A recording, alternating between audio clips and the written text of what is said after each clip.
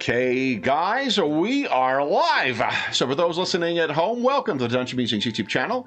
My name is Kevin Madison, and I'll be your friendly shop steward today, because today we're carrying on with our ongoing campaign playing Paizo Publishing's outstanding, well, let's grab the first book available here, Pathfinder 2nd Edition Remaster, and we are using that to play in our own custom setting of the Spires of Paridar, a setting of occult conspiracy, class disparity, and industrial progress, or at least it has been for a number of years. Our heroes currently find themselves marooned on a strange and distant world. But we'll learn more about that as we go. I'll introduce you to the stars of our campaign, the illuminators of the Black Tower themselves. I'll go the order I've got you guys on the screen here. Why don't you tell us who you are and who you're playing today? First up is Ingolf. Yeah, I'm Ingolf. I'm playing Basil Rathbone, who's an Isoki investigator and ready to find out what's going on here. Very nice. Next up is James. All right, I'm James. I'm playing Sally Dumer, who is under the veiled sun looking for moisturizer. Yes. And last, but certainly not least, is Darren. Hello there, I'm playing Dr. Adam Ersprung, who is a creative flesh warp inventor, and now with his newly constructed Igor 8. Very nice. So, guys, this is part 3 of Hunt the Veiled Sun. Let me bring us over to where we have been. So we're in the Veiled Sun here now. Let's see. Streets of the Black Tower. Let's head there. What do you guys recall having happened last time? You did discuss it with, or had extensive conversations with several new friends here. Yeah, we started off by speaking with Vofug. Is that how you pronounce it? A little bit offish to start with. The high speaker there, yep. But came round to realise that we were genuine and we wanted to help, and gave us quite a lot of information. Some sort of secretive information, I guess, in a way that there was some items on the caravan from the what do they call the rat folk here? Skitter folk. The skitter folk, that's it. Yeah. So there were some things on that caravan that she was waiting for. It was a navigation stone, I think she called it. Yeah. That was going to be used to find some great knowledge somewhere out in the, hidden away somewhere. Mm-hmm. And she also mentioned that the troop of Shadow Spires sisters that were also, I don't think they'd been reported as actually lost, but they'd been delayed somewhat. I think they were a day or two late. Mm-hmm. They were also carrying some knowledge that went alongside with that stone, so she needed those two things that, put the pieces together, and she was waiting for those. We come up with all sorts of theories on what had happened to the June chasers and everybody. So there's a lot of discussion with that, and then once we pretty much finished talking with Vofug, the Shadow Spire sisters actually arrived, or their sort of caravan or group arrived, but they were actually missing their transport or caravan because they'd been attacked on the journey to the Black Tower and lost. I don't know how much of their stuff they lost, but they were basically carrying all that they had left. And I think they'd lost, I think they said half of their number to an attack from a drake. So, yeah, they were rather bad. I think it was... No. They were attacked by the tribe. Was it? Yes, and the drake was a thing that might be there or might not be there. We don't really know yet. Oh, right. So they didn't see it. No, they did find the Skitterfolk caravan, but they thought that it was a cairn drake that had that had attacked the caravan. Yeah, and they were on the way here, and in the night is when they were attacked, and that's when there was a spell casting orc among their number as well. So which tribe attacked them? Do they know? I don't think they know. Okay. But the way that they described the orc who was attacking them, who seemed dressed differently from the other attackers, he seemed to match one of the missing Dune Chasers, or at least match the description of the missing Dune Chaser. Okay, so they think it's the Drake that attacked the Scarefolk. Okay. Yeah, so well, I think the Cairn Drake takes up residence in places of death because it brings spirits in and things like that. It doesn't necessarily attack, so... a bit more like a vulture, sort of circling after. Yeah, it may be the sign that something is there, but there was discussion of... Golag was provided a scroll of... I can't remember what the remastered version is, but it's Speak with Dead, effectively. And a Cairn Drake brings in all the spirits of those who died there and kind of processes and feeds off of it. Yeah, because I wrote down that there was no bodies found. At the Skitterfolk? Yeah, caravan. I don't know if that's... Does it destroy the bodies, or does it just take their sort of Yeah, soul? like it would destroy those as well, but I don't know if it... well, it doesn't necessarily destroy the bodies either, so there could be still bodies there. Just they may not have gone in so far as to see that. They definitely... I thought that they had spotted spirits in there, and that's why they were like, okay, it's probably a Cairn Drake in there. We're not getting close. Okay. Yeah. Oh my god, Is that right, Ingolf? Yeah, that was at least what I got. But I will say that I got the impression that Golag did understand a little bit something else from what he was told. So, but I thought that this was more like the character wanted or did understand something else than what you were saying, but I don't really know. So, for me, it was very much clear that the attackers were one of the tribes, maybe with some new magic found or something like that, and the Cairn Drake is something that is there, it might prevent us from just going to this caravan and get the stuff we need. That was a totally different thing in a way. So that was at least my impression. Yeah, okay. The Cairn Drake is something that is an opportunistic kind of creature. Yeah. They can describe how like battlefields. It's old battlefields or after the map. And actually, Basil isn't even sure if there is a Cairn Drake or if it's just what Golag was. He was so convinced that that thing is there, but there is no, as far as I understood, they had the fear that there might be a Cairn Drake, but they didn't see anything. So it was based on the spirits, though. Yeah. So whatever is there. Yeah. Well, yeah. We can find out, and we should find out, maybe. I mean, that's sorry, Doctor. I interrupted your summary.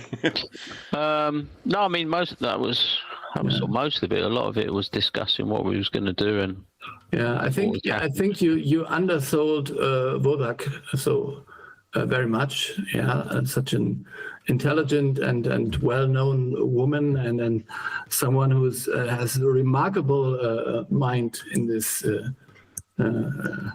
area here. I think that's not really clear from your summary how important an ally she is. But yeah, okay, we can discuss that later. You're starting to sound like Graham having the hots for various NPCs. No. I wouldn't go so far, but I mean that she's yeah. he likes this idea. Nothing wrong with admiring large women. So, Basil, we know his predilections now. Maybe. I don't know.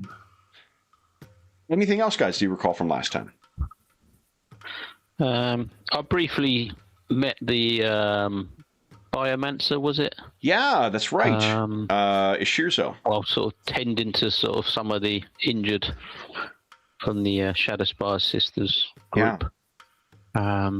Didn't really get to speak too much, but seems an interesting character as well. Mm-hmm. Yeah. She was quite taken by you as well, in the sense that she was your creation, utterly unique in her eyes. And given her particular brand of magic that she practices, a fascinating anomaly. Yeah. Maybe not anomaly is the right word. A fascinating specimen, I suppose. And there was some fear because we are going to take Jakara with us. And we have at least the idea that the whoever cast the spell, the orc that was one of the Dune chasers, might be her lost brother. So nephew. So we were in a way more aware of troubles that might come from that connection. Then it might help us, but we'll see, I suppose. Yeah. Do you recall, did I give a name to the nephew? Probably.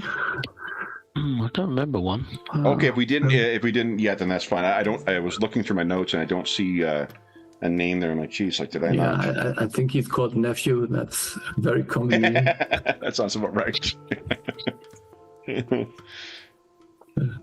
All right. Then, unless there's nothing else, I think we're picking up in the aftermath of the arrival of the Shadowspire Sisters. So they have left. It seems that... you did briefly speak to the leader of this contingent as well, Shafaza. Yes. Yeah. And then she has gone off to speak to Vothug. Or at least it seemed you did see that there was kind of a mutual recognition between the two of them. So we're later in the day right now. Everyone is kind of heading off into.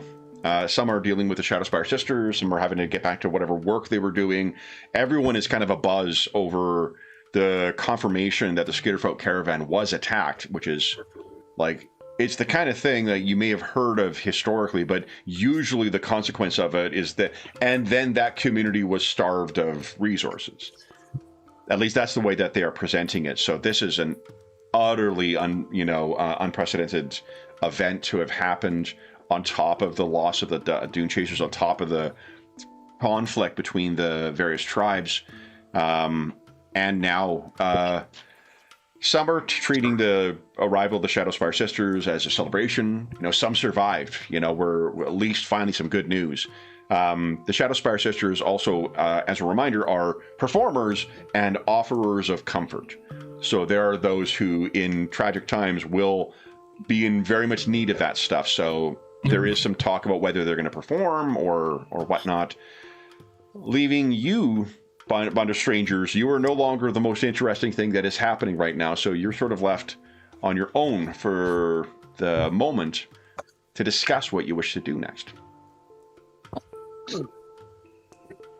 Yeah, I think we wanted to leave in the morning, wouldn't we? I think we've gathered as much information as we could, I think we decided.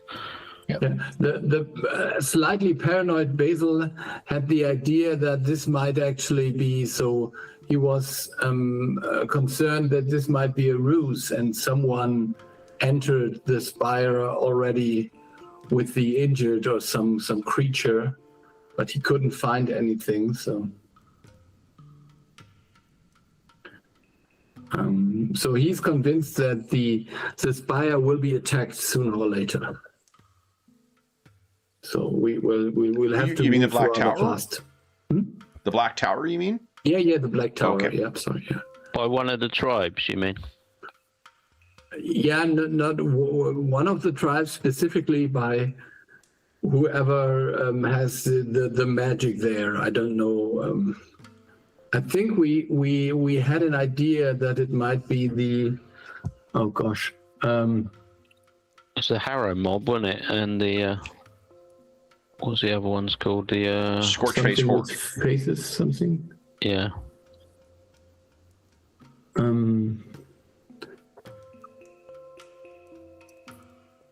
Scorch Face. Scorch Face Horse, yeah, Horde. Yeah, I don't really know. I think we had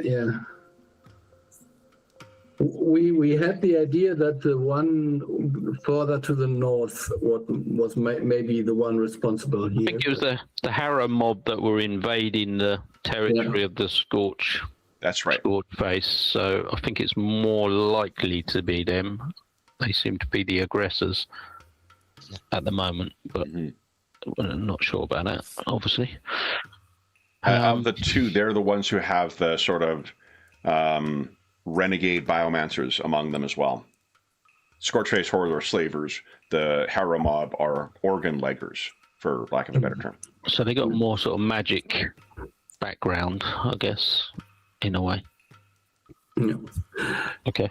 Yeah, but any road. So I think we need to go to the side of the caravan first, maybe, to get some more clues from there, and hope that we can avoid a direct encounter, maybe, because if whoever was there who was able to get rid of these Spire sisters, and they were 30 or something, I think they would beat us.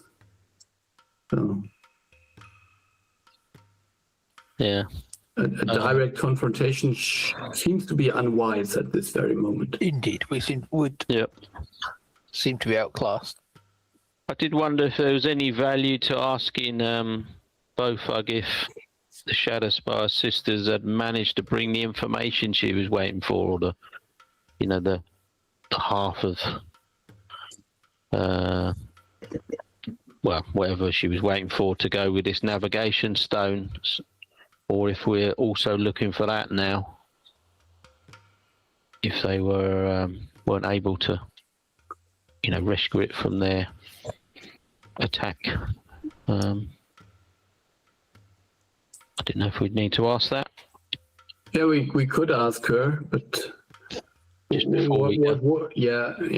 In case she could sort of describe what what we're looking for, if we come across it. Yeah. Makes sense, yeah. So I think that's all I was thinking of doing before we left. Yeah. So Basil, in keeping with your investigator's quality of sort of like seeing things as well, if the Shadow Spire sisters were not targeted for that information, do you think that tells you anything about their involvement, or at least the importance of whatever Vothug was having transported? Yeah, if they were targeted for that, we would, it would be very, very telling. So there was this idea last time that there might be someone in this church, or what they called the inscribed something, that might be working against her, but we didn't really. A cabal, yeah. Cabal, yeah.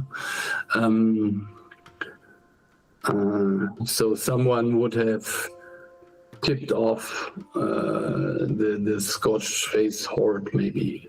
So, or we don't really know at this moment, but I mean, we can talk to her again. There's no harm in doing that. It was just a massive coincidence, bless you, that both sort of parts of this. Yeah, but on the other hand, I have the feeling that almost everyone who is too far outside of this Black Tower is basically attacked. So it doesn't seem to be only this caravan and only this, because the dune chasers were also attacked, likely. Yeah, but it potentially sounds like they're all connected. The Duke has found the site, or wherever this place of knowledge might be. The caravan had this stone, and the sisters had the information to go with the stone to open the site or whatever. Yeah. But let's talk to her first before we conclude. Yeah. So that makes sense. Yep. Okay. Anything else you need to sort out, or are you just going to wait to have your opportunity to meet with Vothug?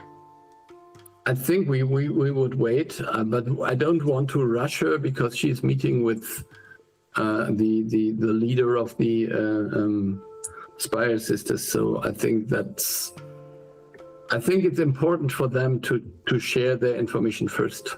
Okay.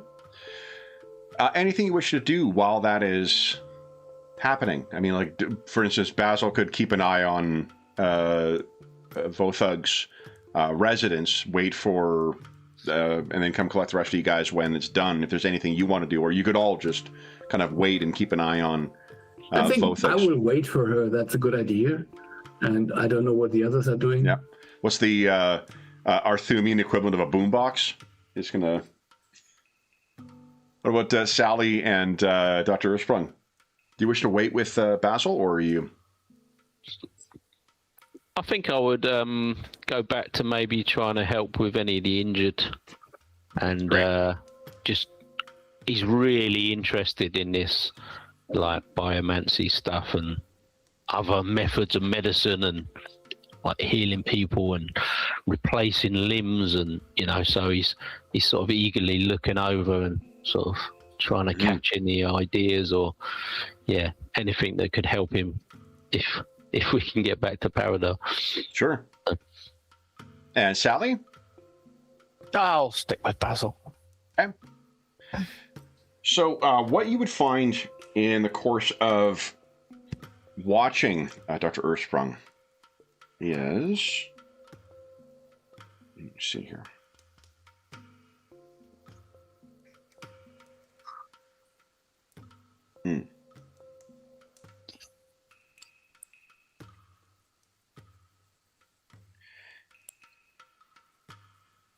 This is more so among the folks working within that are working under Ishirzo's direction. But many of them, at first you think, at a glance, these are just, scaly folk or orcs or whatnot who are different here because they are, Arthum has a different, different people, different environment. So they're going to, it's not surprising that people may be different. But you're realizing as well that almost all of them have some kind of, for lack of a better term, a graft on them where other biological pieces are put on them. Like one has a really oversized eye that is clearly from another species that they're using to look down. And another is making use of some kind of grafting on the hand that allows for, longer fingers and more dexterous work. It is, and these are not like apparatuses that are put on. These are full-on modifications for these people's bodies. And in particular, among Ishirzo's devotees, or those who are the apprentices for biomancy, many of them have them. You can see them. They're making use of more crude devices than what you would make use of, but the fundamentals of medicine are sound on what they're doing. They seem to have an understanding of many of the things that you do, of like importance of cleanliness and, how to properly address a wound. Their methods of sealing are also a little different. And what you're finding is that you have seen or been witness to healing magics before, whether through, certain kinds of sorcerers or through the Church of the Heavenly Host.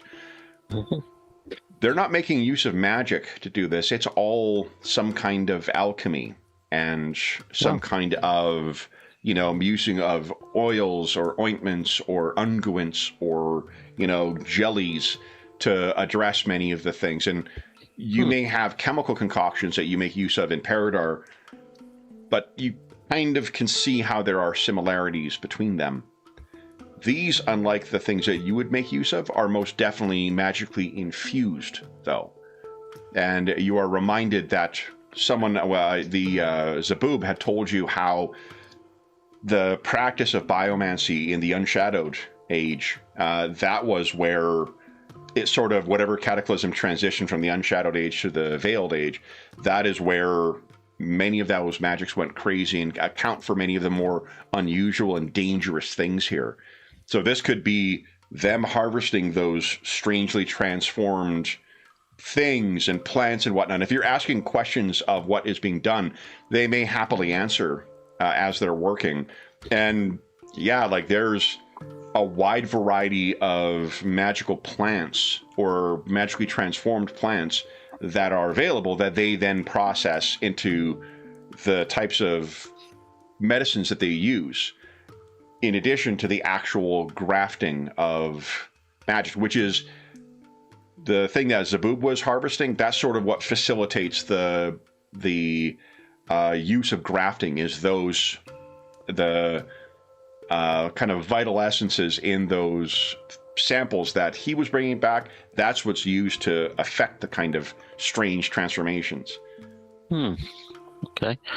And would I say, from looking, that all these different sort of parts that they've got on them, are they upgrades, or are they being like injuries where they've replaced, you know, where someone's had an injury to an eye, they've put a different eye in, or is it look like they've intentionally sort of upgraded sort of parts? It is, so among the general populace of the Black Tower, you have seen a number of like obvious graft equivalents of prosthetic limbs.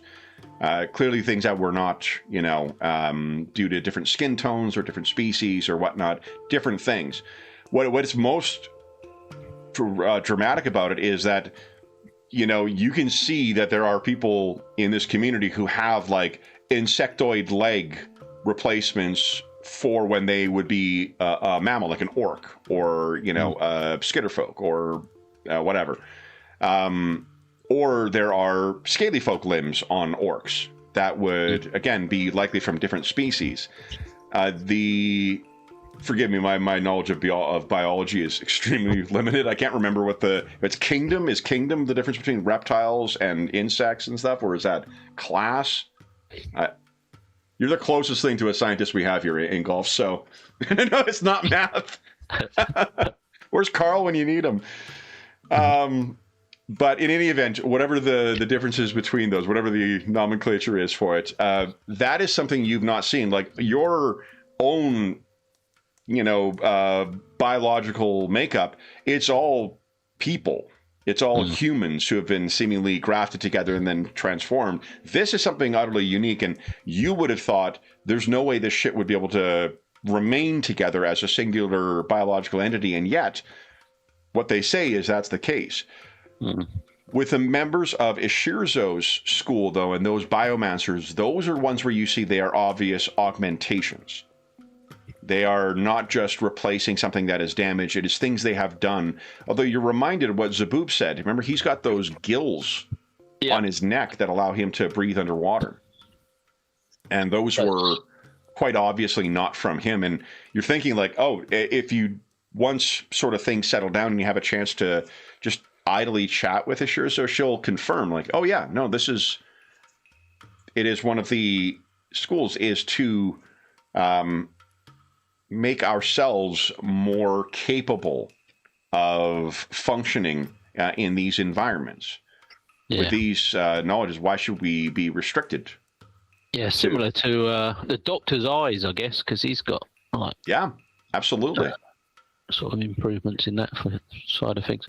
Okay, no, he'd be fascinated, and wherever he gets the opportunity, he'd like ask questions and, you know, try and find out what sort of plants they were, and, you know, so he could, like I say, potentially look into stuff when he gets back. Is Dr. Ersprung trained in nature? Nature, no, he's not good at that at all, to be honest. So they mean, your ability to collect the things is maybe not, it would be limited, but making use of it with some instruction, you could definitely start learning how to concoct some of these things and basically add them to the recipes that you know. In addition, if you mention that your eyes are replacements too, that's where Ashirzo will really see some common ground with you. And in fact, we'll discuss some, when it gets to discussing the supplies that the folk of the Black Tower will afford or provide you in your expedition, she'll talk about potential modifications they can do for you before you depart. Because you're not squeamish with this stuff. There's things like, gills or distracting carapace. What other things? Yeah, there's a lot. Basically, if you've got the Howl the Wild book has a list of drafts in it, anything that is up to level 8 is something that they could supply with you. It's pages 97 to 99 are the graphs. If there's anything in there that you would want, you don't need to look at it in today's session, but like if you don't look today, we can retroactively allow you to snag whatever modifications that you would want. If you're sharing the information of your knowledge of this stuff with them, they will happily equip you with that. Interesting. Anything else we should discuss with them? Not for now, no. That's it, thanks.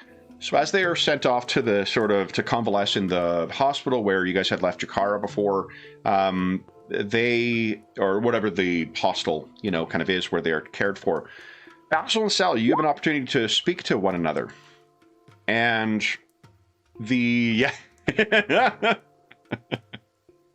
I'm so glad to hear that at least one of those combat encounters is staying with you.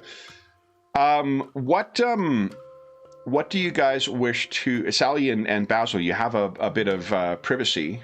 Anything you guys wish to discuss while you're waiting?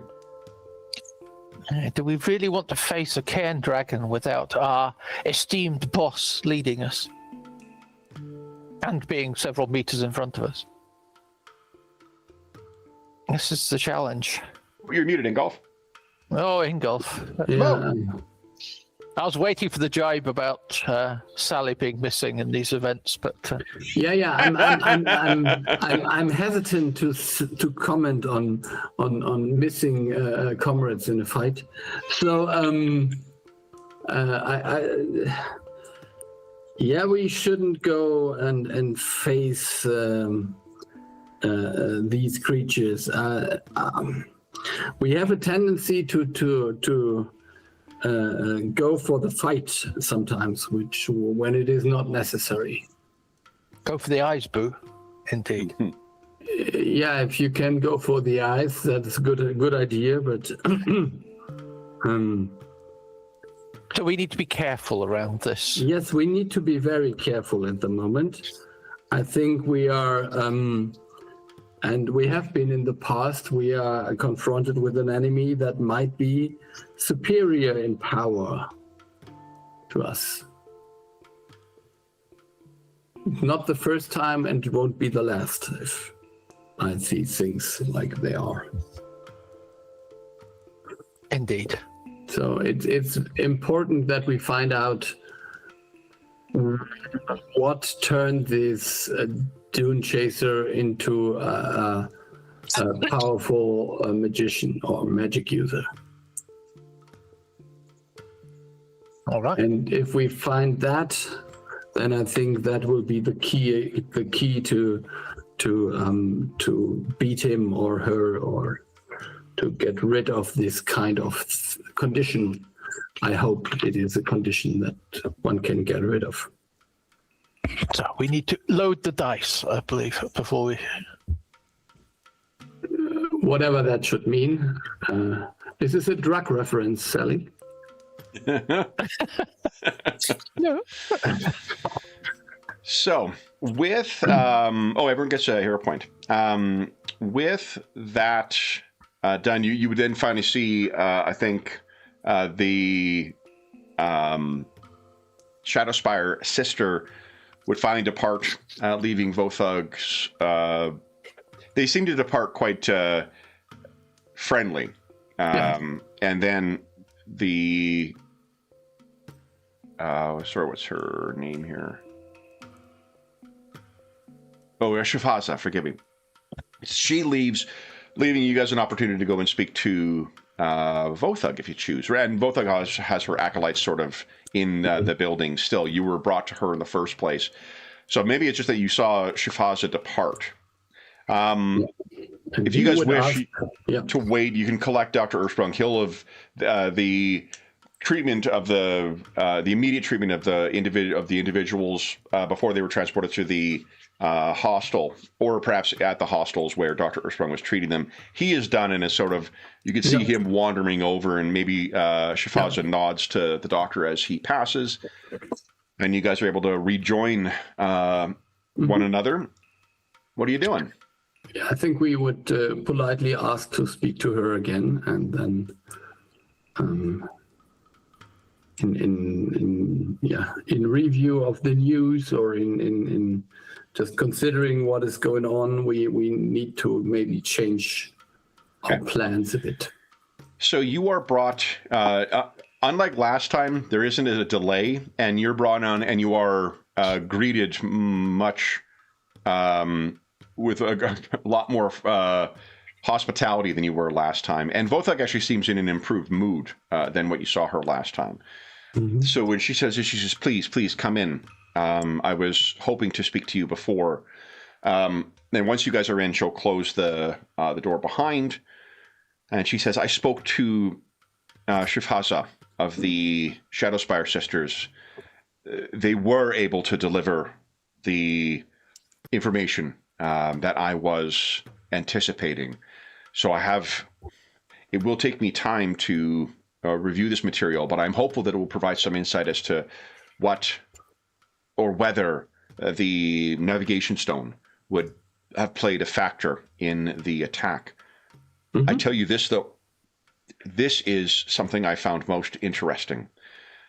Shifaza did not share it with everyone for fear of its potential import, and to give further reason for the members of the folk of the Black Tower to be more concerned. But the Skitterfolk caravan, when they saw it, it was leaving these lands. It was not on its way in. If it did not arrive here, then after reaching our lands, something must have occurred that gave them cause to turn back. I see. And then they were attacked. It is enormous draft animals that draw the Skitterfolk caravans. If you have not asked before, to picture like a Jawas, crawler, or something like that. That is. Sorry. Not some kind of crustacean this time. No, sadly, no crustaceans in this one, though. It's funny, though, because we have, I'll tell you afterwards, too, but there's another reason that something was happening in our Night Below campaign, and I'm like, I feel like I got to steer as much clear of any obvious references to Stormlight Archive. But no crustaceans drawing this one. That's sad. I got, yeah.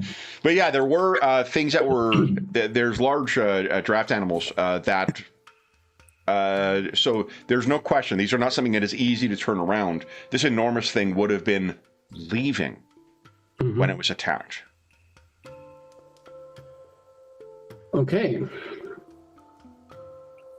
And whoever was attacking them was fast enough to maybe to get them, although they turned around already. So it is the reputation of the Skitterfolk that they rely on for deterring attacks, Yeah.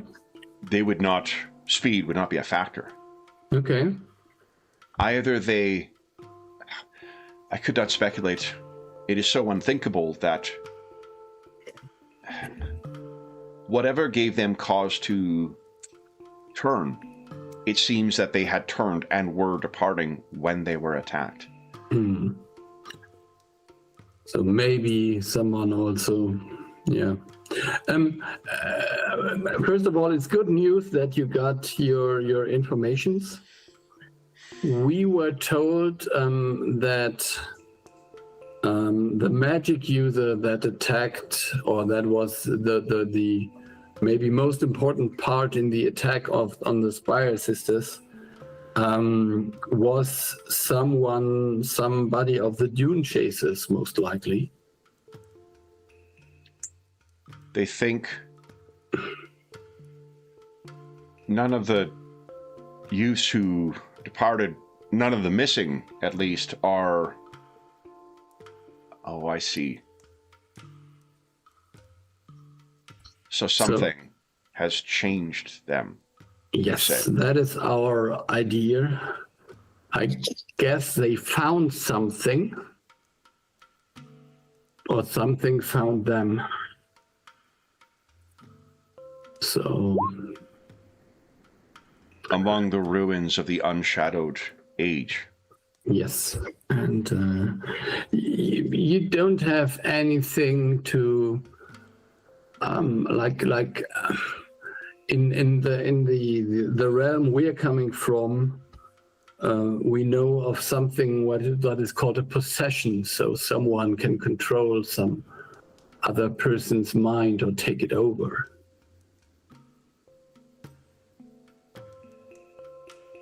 Those, I suppose, first, that is not an unknown outcome among malevolent spirits and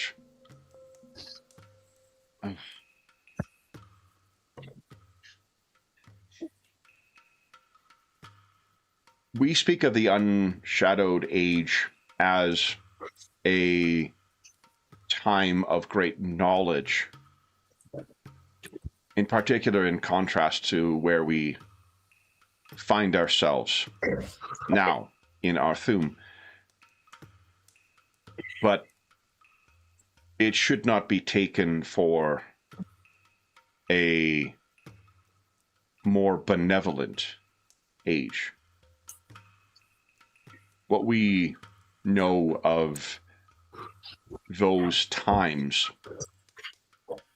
is that the Sunslayer himself may simply be he and his sister may be the victors in a contest between similarly aligned entities, malevolent.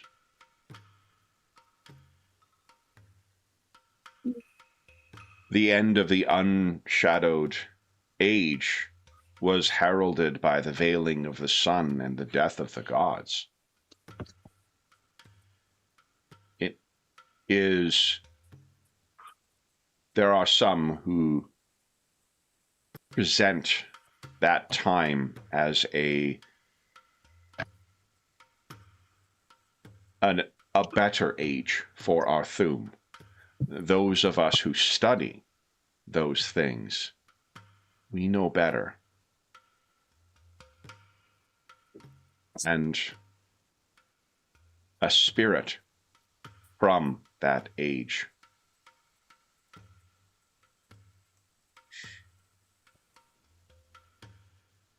power and malice seemed inextricably combined in that age, as it is in the present.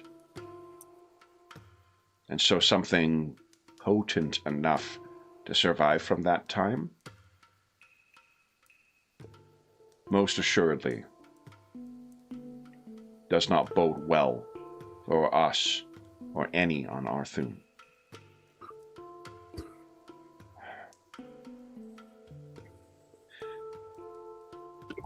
You don't happen to have any kind of magical help that might, I don't know, strengthen someone's mind or loosen some connections or so? It's too... We do not. To cast out a spirit, you mean? We do not, Yeah. but your point, if this is what you face, you must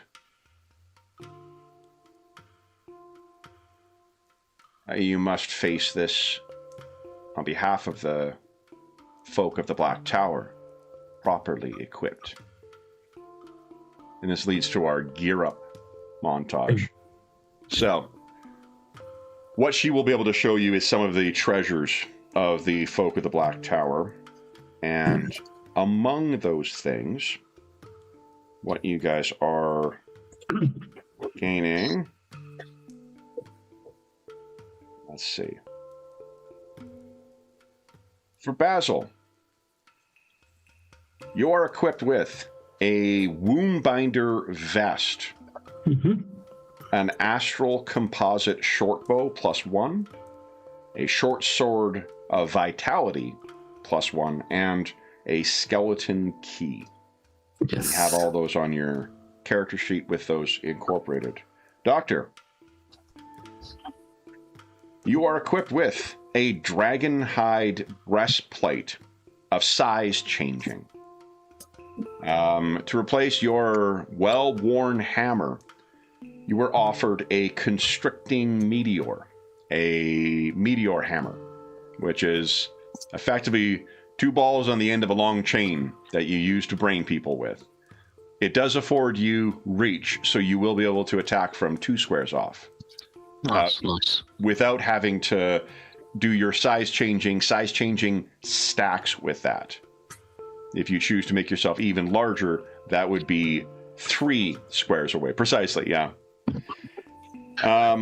You also are provided a crafter's eyepiece by the Biomancer.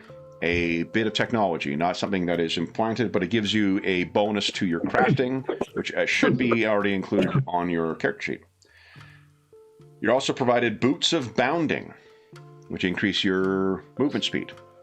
Also included as a bonus on your character sheet already, and a traveler's any tool, something that can be transformed into whatever you require. And then finally, Ms. Dumer, you're provided with the Amulet of the Hellcat, which has a neat function that allows you to very briefly become invisible and then reappear. You are given the Hand Wraps of Flurrying, which you can use to use your striking at a distance of, I think it's 60 feet, to create a shadowy or force version of your attacks, which uses your attack rating and damage. You are also given Bands of Force, an Earth Binding Chakri, which is a thrown object which on a critical hit will cause a flying creature to gain Earth Binding. And Lesser Mirror Goggles, largely because they think you'll look super cool with mirrored shades on. You have all the rules and everything for those on your character sheets already, and Golai has been equipped with some gear as well. But of a particular import for, as far as the spirits are concerned, the astral quality also has the effect of Ghost Touch. So it has the Ghost Touch quality on it, meaning incorporeal creatures, you can strike them as if they are normal. So all of those things provided to you for taking on. One of the other things we talked about offline is we have been using in Paridar the optional rules for just giving a flat bonus for everything. Whatever that magical quality was in Paridar has not persisted to here. And so this gear will allow you to have those bonuses once again, in addition to having some neat tools and whatnot. Sally, your gauntlets that give you reach will not stack with the flurrying hand gloves or the flurrying wraps.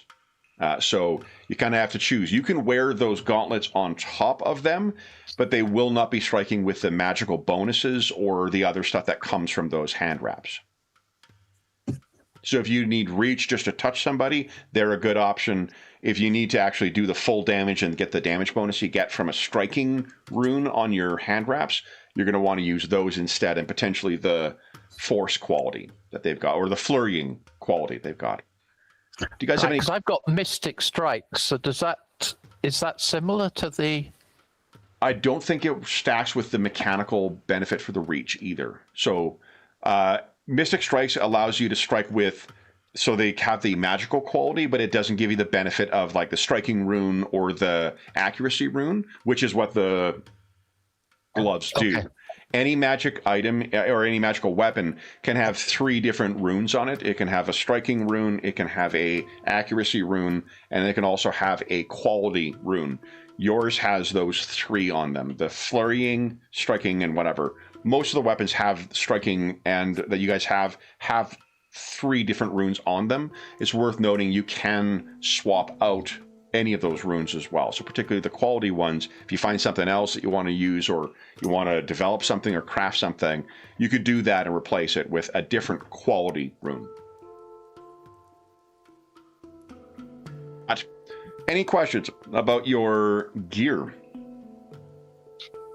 The only question I had was, is there anything they can do to assist Igor with potentially striking, like spirits or anything? Ooh, good question. Let me see here. I think what they could do is, I think the Ghost Touch rune needs to be carved on. It's a quality rune. I actually don't know how it works with companions. Do you know if they're?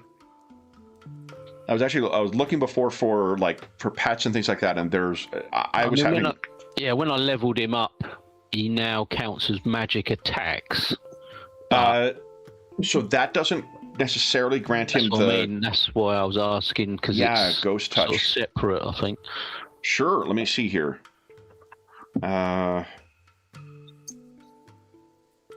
Ghost Touch is only a level 4 rune. Because they count as vulnerable, I think we could they could do that. You could picture some kind of magical inscription that she would be placing on him. Yeah. So if you want to give him Ghost Touch, gauntlets, or Ghost Touch, what is it? Percussive sedation? Yeah, his weapon. Yeah, whatever it is. Absolutely. Yeah. All right, cool. Yeah. Anything else? No. Okay. So, you guys are looking more like members of the community now than you did previously, your species notwithstanding. I'm assuming that some of the gear that is either not enchanted or whatnot is going to be stored. So I put it in your storage. It's still on your character sheet there, but I put it in the stowed area, and I've not counted it towards your encumbrance. So that stuff is still here. If you wish to try and bring it along with a wagon or something like that, you're certainly free to do so. But anything else you wish to discuss with Vothug? No, I don't think. I can't think of anything we can discuss directly with her because we don't know yet. I mean, if we have more information, then there might be things worth discussing. But I think we can't be. We'll find out. Just what she. Also, we'll mention that one of the things that Golag has been provided is something called a corpse ward pendant. And believe that so long as he wears it, undead will not view him as anything other than... in effect, he becomes undetectable to undead creatures for 10 minutes.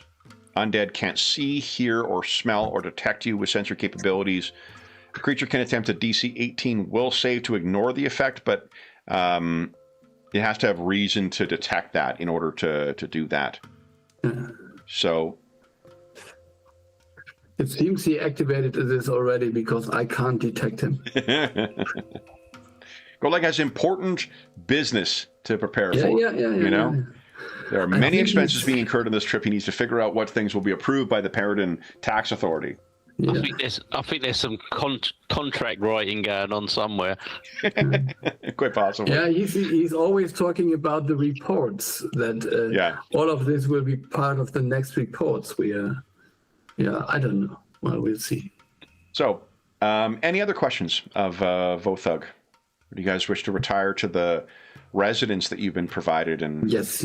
I think we should have a rest and then some sleep and then venture out in the morning. Who are you planning on taking with you, incidentally? Is it both Vothug and Zaboob? Oh, sorry, Jakara and Zaboob? I think the book didn't want to go with us, I remember. But so we wanted to take Jakara for sure.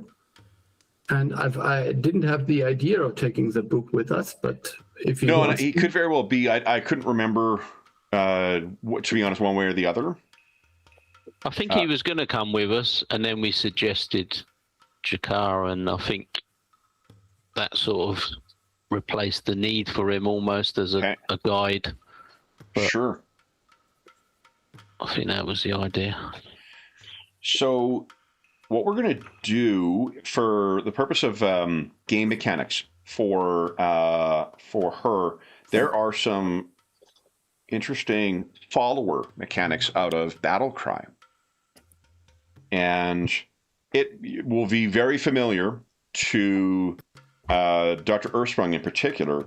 Direct a follower is a one action thing. Basically, you give up one of your actions to give the follower 2 actions.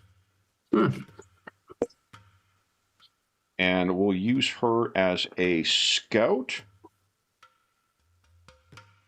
And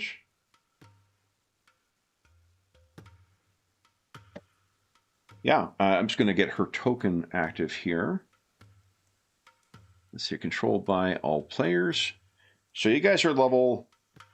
What level are you guys now? 8 or 9? 9. 12. 9. Just I'll spare you my... I'll spare you my who let that happen. More hit points. Wishful thinking, maybe. Okay. Yeah. So then she has... I'm telling them, Anna. 6 hit points per level. 7 hit points per level, which would be then... You have to discuss that with us first, and then we must collectively say 12. Okay, so then everyone can see her hit points there. And...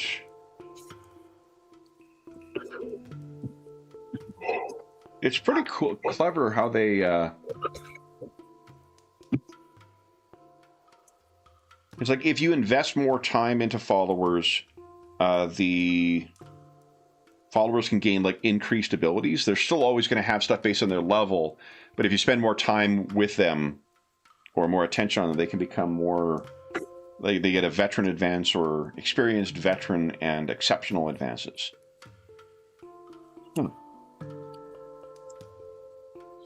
It's pretty cool. Pretty cool.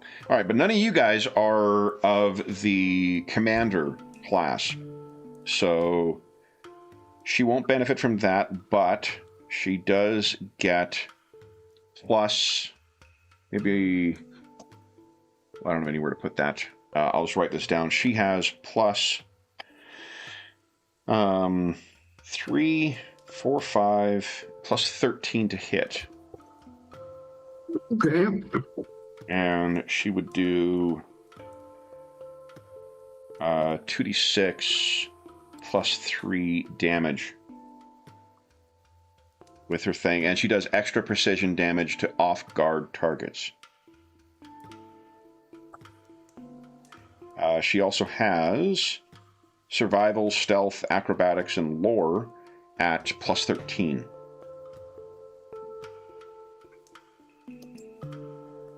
Okay. Then, who's taking command of Jakara? Who's going to have an extra action available to direct her in combat? Guys, not everyone at once. Hold on. Yeah. Dr. Earthwind just gestures at Igor like he's already got the action point sync here, so... No, it's the doctor with it. He's the puppet master, clearly. Yeah, but I think he only has. I think Basil is the only viable option, because Sally would need the actions to hit, basically. Yeah. So, and you know what? You're not suffering the loading quality anymore with your short bow. Oh yeah, that's. Yeah, so like one action that you have been taking up when you've been reloading your gun, not a problem anymore. Are you suggesting I'm a one-trick, two-punch? No, you're a 4-trick pony. It's a All I'm saying is that using your entire action to punch 4 times has been given your name now. So, all right. So you guys are equipped and outfitted. What's the discussion like around dinner tonight? What are you guys expecting to do? And I guess, are you intending on just going straight out the road to find where this thing is? Are you going to try and do a round? Because the trouble is, you're not going to know necessarily when to arc back. The sisters can give you some idea of where on the road, but it's a rough approximation, and none of them are overland navigators either. Well, we would hope that Jakara would be very proficient in finding the way, or at least leading us. Well, again, so my question is, the most direct route to find this thing is just go straight down the road. That's where they say the Skitterfolk caravan is. Yeah. But we would like to be able to see if we are seen, basically. So I think we should be next to the road, but not on the road. Because we've seen where the caravan and the sisters, how they ended up being detected directly. So going plainly would be, I mean, we could, if we were more, I don't know. I don't think that's our approach. Let me put it this way. Okay.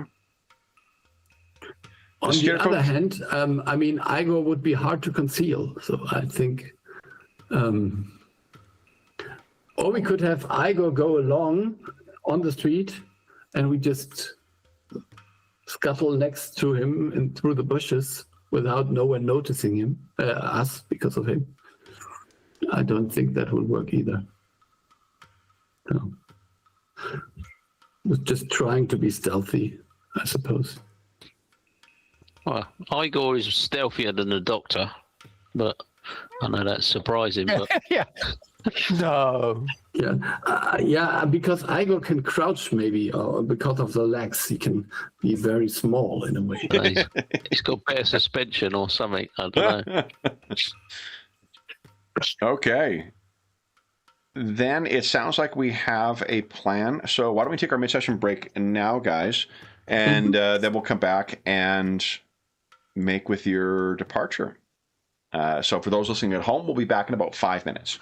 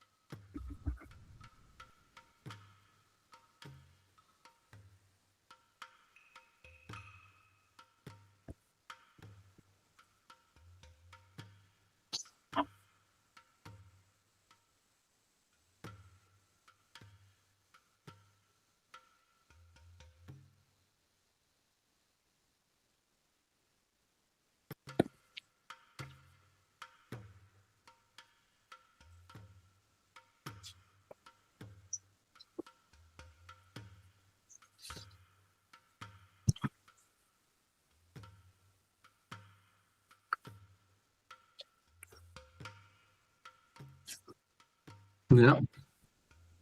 So the German translation has been announced, but I didn't pre-order it. So. Yeah.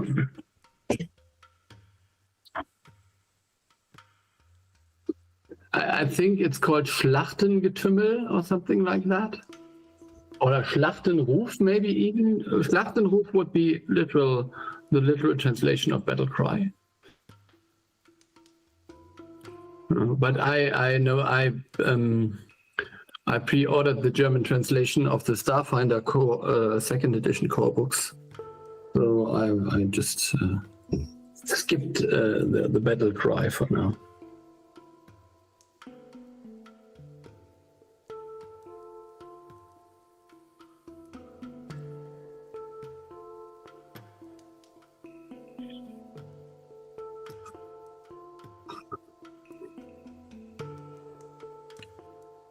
Yeah, I must confess I've lost a little bit track of what they're doing with Pathfinder. So.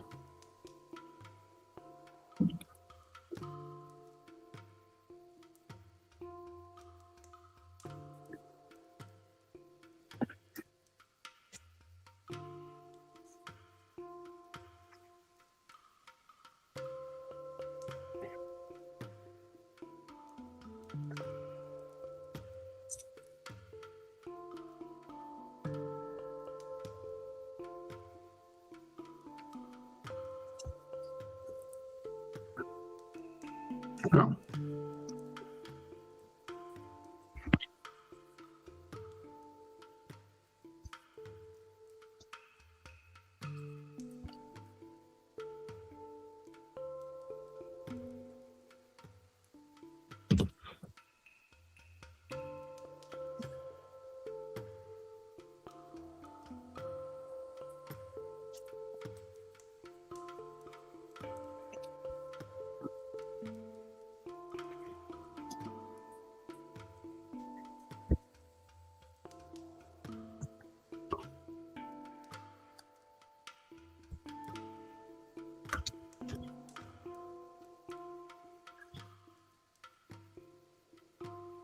Yeah, and I think they announced 2 new classes for the Pathfinder as well. No, I just saw that there was an announcement that they would announce 2 classes in the stream, but I didn't look at it.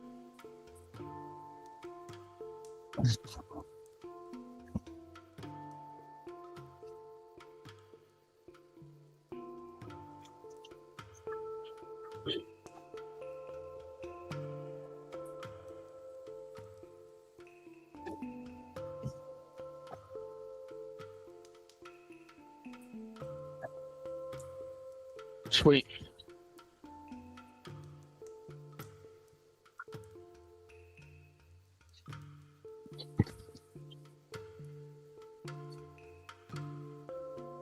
I mean, one of the reasons for it is it's fairly sort of easy to sort of keep out of sight, and so it wouldn't be quite as disturbing. So I think that was one of the reasons. But oh, sweet.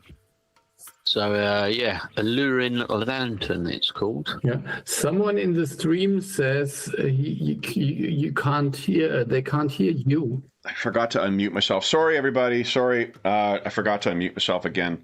I left myself a note. In chat I put myself in chat, and then I got distracted by Darren's whisper. Sorry, folks. That's my fault. So sorry, you were saying, what was it that you have received? Yeah, so Alluring Lantern, it's oh, have I got the PDF still open? Yeah. An antenna with a luminescent lure protrudes from your head, drawing enemies' attention. When not activated, the antenna lays flat and blends in with your hairline. Hair or skin, it says. I'm not sure the doctor's got a lot of hair. Glass dome, as the case may be. Yeah. But but basically once a day you're able to, at the beginning of or during your turn until your next turn, you basically lure anyone towards you, so they have to take at least one action to sort of come towards you. Well, they have got a will save, DC 23 will save. Otherwise, they have to sort of spend an action coming towards you and being distracted. So I thought that seemed quite appropriate. Yeah, and it's got so basically you're transforming into a oversized anglerfish. Yeah, basically. Yeah. Oh yeah, for Mo. Shit, right, of course, guys. THX, I was muted and talking, so yeah, to Mo. Thank you for the reminder, and thanks for catching that too, guys. Okay. Then, unless there is anything else that you guys wish to prepare, it is 2 days travel to reach there. So we're going to assume you guys are supplied with rations for, let's say, 5. So there'll be more than, enough time to get there, whatever time is there, and then come back if that's your intent. Is that what your plan is too, is to return after? I mean, I guess it depends what we find. If there's any sort of potential leads to the dune chasers, and we might be able to rescue them or whatever. So I guess we'll have to see. But yeah, you mean if we find a way back to Paridar, we would just never come back? oh yeah, we just do one. Yeah. No, I mean, yeah, it depends how it goes. Our initial investigations, I think. Okay. What you find in the morning is Jakara seems to have been discharged from the hostel and is equipped and ready to go. And she is talking to Sarad as you guys approach. And when they see you approaching, Sarad sort of finishes saying whatever he is saying to her. And then he leaves, leaving her to meet up with a lot of you. One last witticism from Sarad, no doubt.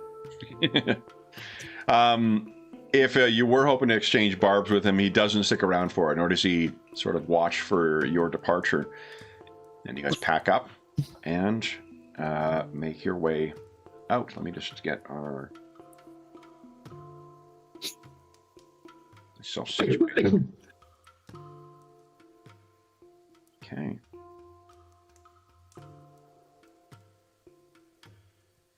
Oh, I'm right there. Okay. Whatever your expectations were as far as road is concerned,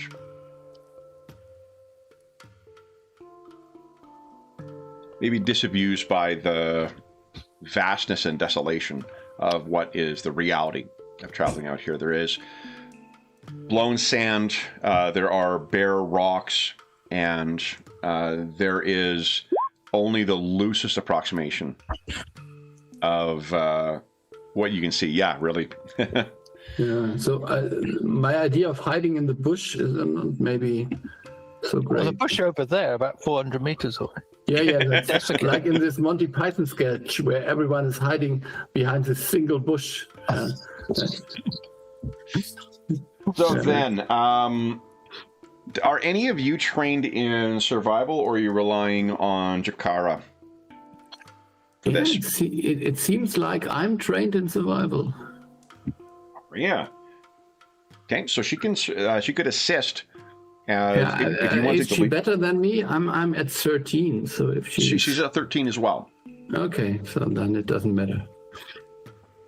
You have access to hero points. She does not. Yeah.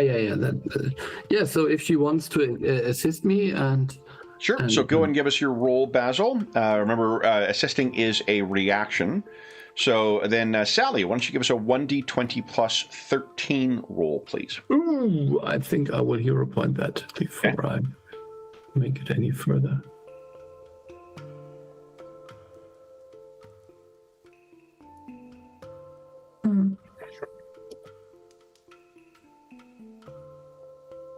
Nat 20, beautiful. So she adds plus 2. Yeah, 21. Okay. Oh, 21, okay. And as a reminder, I think is it 23? Yeah, 24, I suppose, maybe. Oh, if you're level 9, 26 is the average roll, difficulty number. So, that, oh, you know what it must be? They must assume that you're getting, like, increased skills levels. Like, Matt, you're going to expert and mastery and whatever else for the specific things, because that seems, that's not keeping pace. Most yeah, I must be expert to go, or master at least. Yeah, master. So Yeah. at least expert for.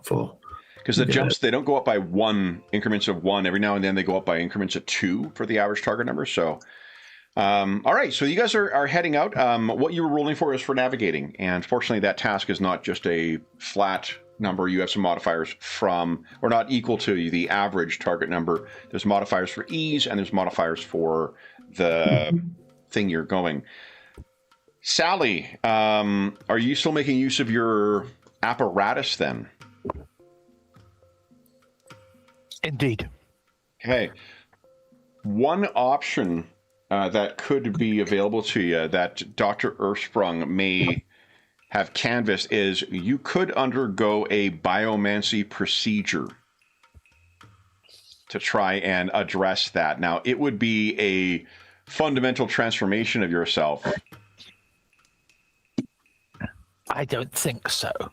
Okay. So then, Sally, you are all setting out. Forgive me, what does your mirror shades do again? I can't remember. It reflects spells back on people, I think. Oh, right. Yeah. The gaze stuff. Very cool. All right. So you were all setting out, and you are dressed for the conditions now. So that is definitely better. Why doesn't everyone give us a fortitude save as well?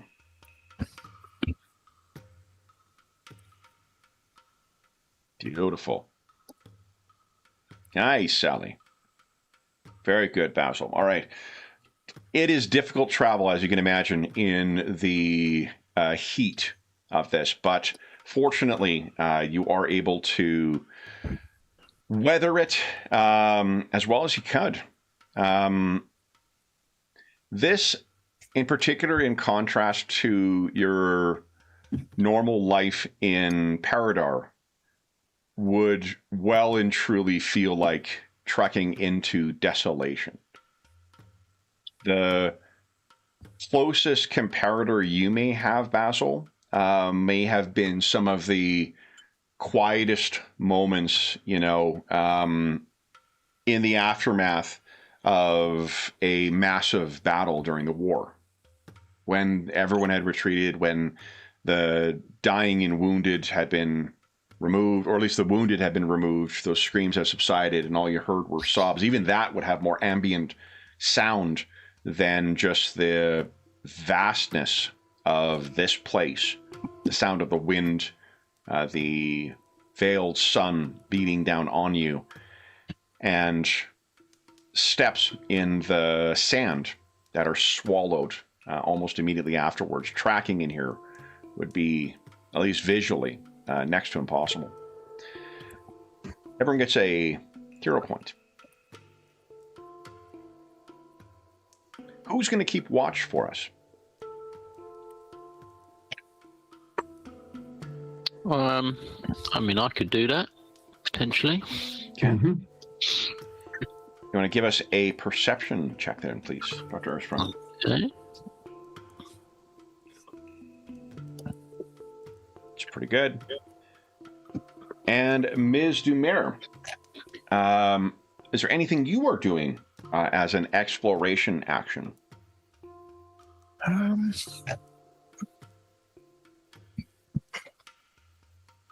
We're in exploration mode currently. Would I be scouting a little bit ahead? That is what Dr. Earthsprung is doing. Doing, okay. No, hold on. Let's see here. Yeah, because that gives a +1 to initiative. That's fine. If you want to be keeping yourself a little... You do move faster than everybody else. So you could keep yourself up and ahead if you like. Okay, cool. Okay.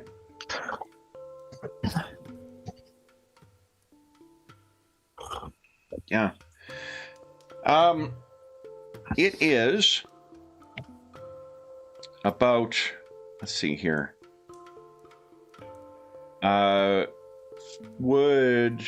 Basil, would you give us a 1d8 roll, please? A 1d8? Mm-hmm. That's a weird die. Okay. Mm-hmm. It's a 2. It's perfect. I hope. Okay. 2 hours out from travel. So if anyone does still have their pocket watch with them that is still functioning in spite of the sand, it is probably about maybe 11 o'clock. By now, you're not even at your midday rest as you are trucking your way along. Jakara is not interacting with you a great deal as well.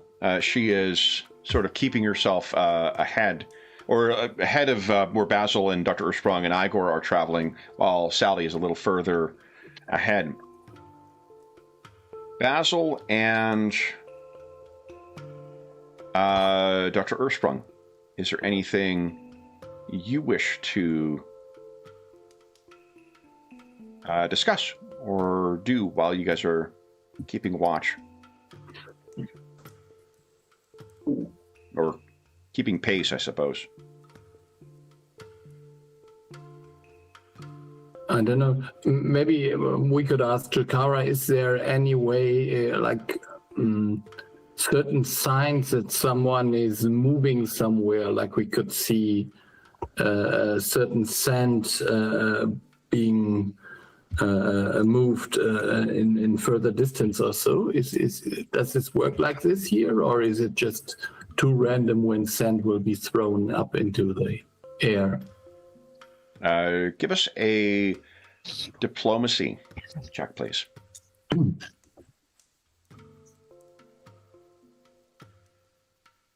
Like you're going to succeed to a degree. I'm curious of how. Oh, I'm re-rolling that. I mean, I can't get below beyond 6 today. Holy. Yeah. Oh no, I can't. There you go.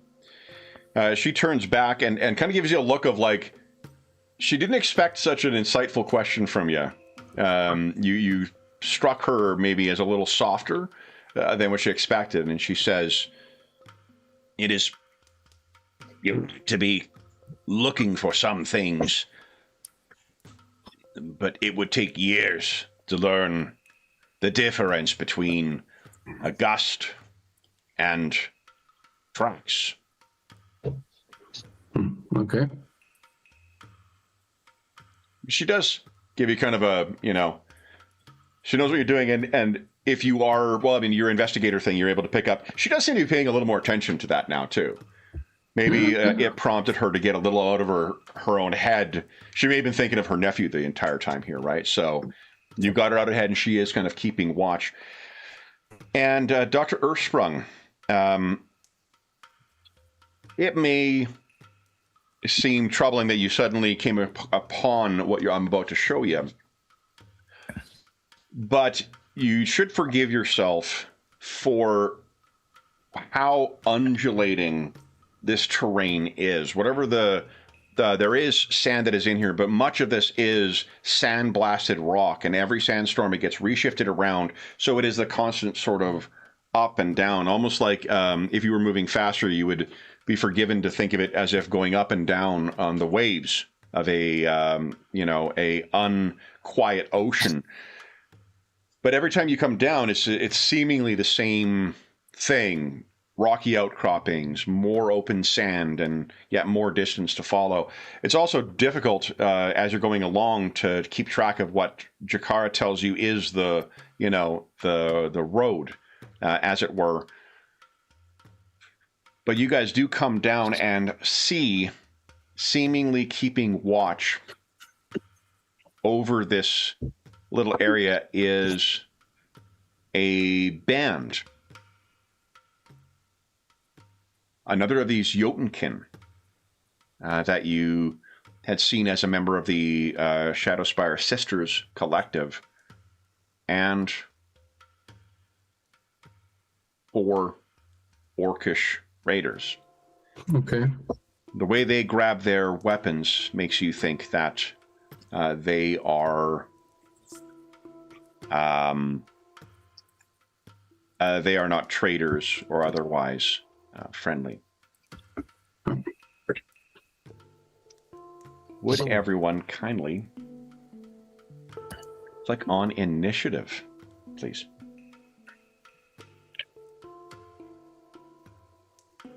And let me... So I need this book. Oops. Oh. Yeah. Asshole. What the... Yeah, I'm keeping with the low rolls. This is You're getting all those out of the way. That's good of you. Yeah. Well, yeah, we need the small numbers for I don't know.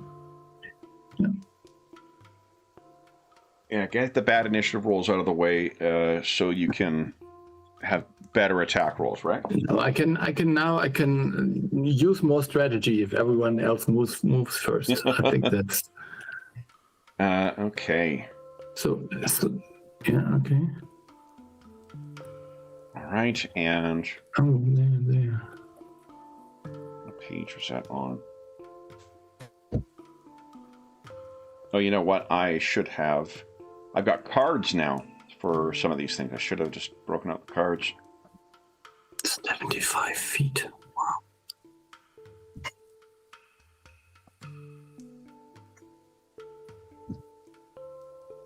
That's what I need. Okay.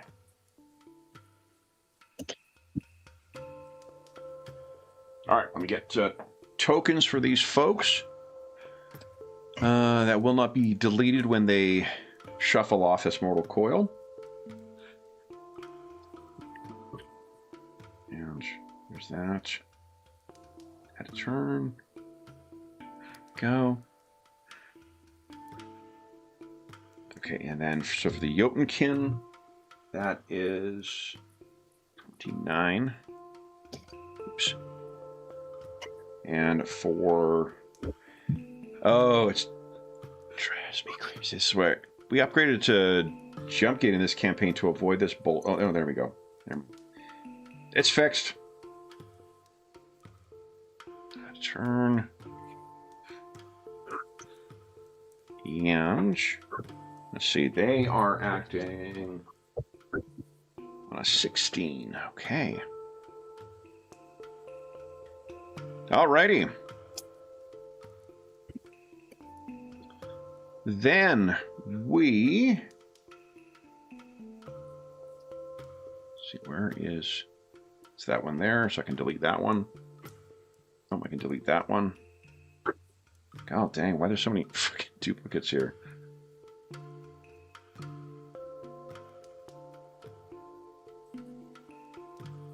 Yep. So I'm getting weird things with this. There we go, 16. With this map. All right, so then, guys, we are in initiative. Sally, you were... Oh, and remember to add +1, because Sally was scouting. Oh, yeah. Yeah, I'm not sure that makes a difference for any of the outcomes here, but you are entitled to it. Yeah, it's now seems much better, yeah. Okay. Hey. Oh, Yeah, you... I think there we Yeah, go. somehow editing the... The thing made you leave the game. All right, so Doctor, you were up first. What are you doing? 3 actions. Okay. Have any of them got range weapons? Can I tell? Yes. Both the Jotunkin has a great big fucking longbow, and the Raiders all have bows as well. Okay. Oh, that's not very nice. We're a little bit outranged then, by the sounds of it. Okay. Well, I'm going to send Igor forward. So I'll give him 3 actions. Okay. 3, 4, 1. Bless you. James, I've lost your camera for some reason too. What's his speed? 25. Oh, you're back on. It was. Yeah, perfect. Thank you. So I'm just going to move him ahead. Okay. Hold there, and then I shall follow him up. Okay. I think your move is a 35 now. Yeah, it's gone up slightly. Okay. Yeah, so. All right. In position. Then it is the Jotunkin Raider. First thing will be, let's see, the old measuring 40. All right. Draws that bow back. And that's a terrible roll. 24. Does that hit Igor? It does. Oh, it doesn't? Well, for the best, I got a terrible roll. All right, that is 18 points of damage. Okay. And follows up with a second shot. That's a 29, so that's a hit, I take it. Yep. 23 damage on the second one. Okay. And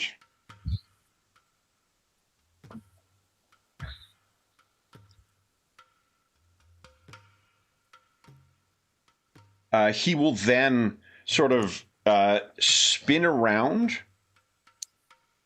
and he creates, I'm going to make a little aura around here that you guys can see. Yeah. Basically, anyone within there has concealment. He stomped up some sand, and no doubt there is some magic involved here, but he has managed to create an aura of concealment for anybody within there, so they're going to be harder to hit.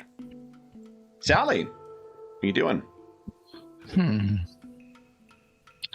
I guess I want to go get closer. Okay. So let's have a look. Been a while.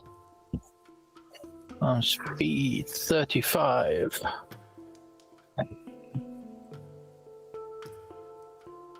Anna says good luck.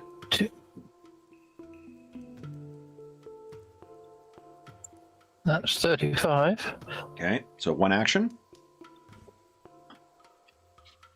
And there's another. Okay. And then I will flurry of blow this boy. Okay. I'm just checking what concealed. Oh, it's a DC 5 flat check when you're targeting him. So basically, for your first attack roll, just give us a D20 roll. Oh, actually, I'm going to go into my tiger stance at that point.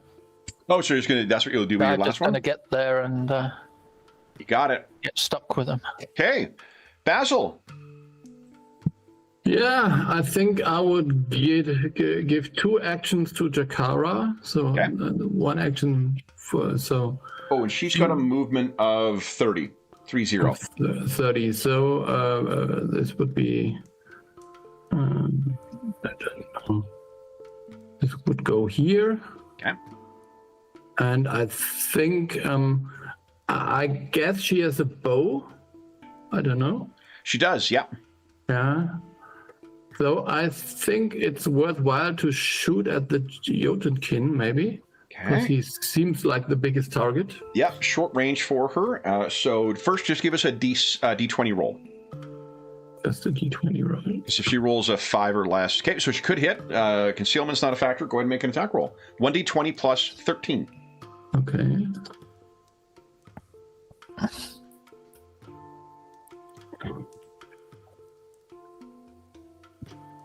Oh, it's a miss. Okay. Okay. Next up. Oh, so then Basil, sorry, you still have 2 more actions. Yeah, so I'm doing basically the same, but I'm slower. Okay. So I can go only 4 here. Okay. And we'll try to do the same with my bow. Okay, give us a D20 roll first. Yeah. Just a normal D20. Okay, you could hit. Go ahead and roll down. Attack. Yeah, okay, so I hope this is the real one. Nat yeah. 1. You want to hero point that? Yeah. I'm just on a roll here. So Stop rolling those d6. Do that There d20 you one. go. That is a hit. Terrible fucking damage, though. My goodness. All right. And this wasn't a whatever it is. Your scheme. What's it called? No, I couldn't Stratagem. because I ran out of actions, so I couldn't. Oh, got it. Okay. Yeah, couldn't do it. But that is a hit. He is hit for some damage. Doesn't look like he was expecting that either. Next up, the Raiders. Okay, so the Raiders. The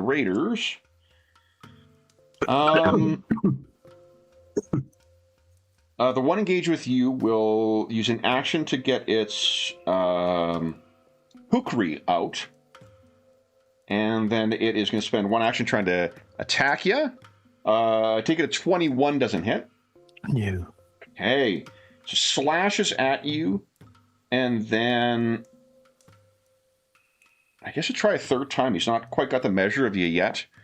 And that's not going to miss as well. The others, let's see here.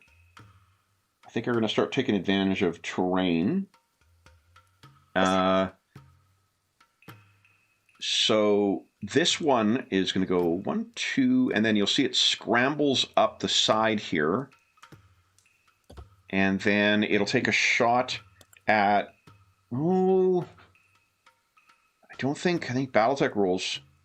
I don't think he's going to have to move further close, right? Because he's pretty far up to you. Yeah, that's short for a short bow. So I think he's got to spend one more action to move here, and then he's going to take a shot at you. That is a 31. Yeah, that hits, obviously. Okay, but not a crit, though, right? No. Not a crit. All right. That is 10 points of piercing damage. Yeah, okay. That's not nice, but yeah. Then these fellas, let's see here. 1, 2, 3, 5, 6. It's going to come around to you, Sally. You're not quite off guard yet. 27, does that hit you? 26. Sally? No. 27. 27. No. Okay. And then I'll try again. Nat 20. Oh. So, Kukri, that is 18. That's 24 damage. Managed to get in. Yeah. Hey. Final one is going to position, let's see here, 1, 2, 3, just outside of the concealment because he needs to be able to see. Igor. Igor.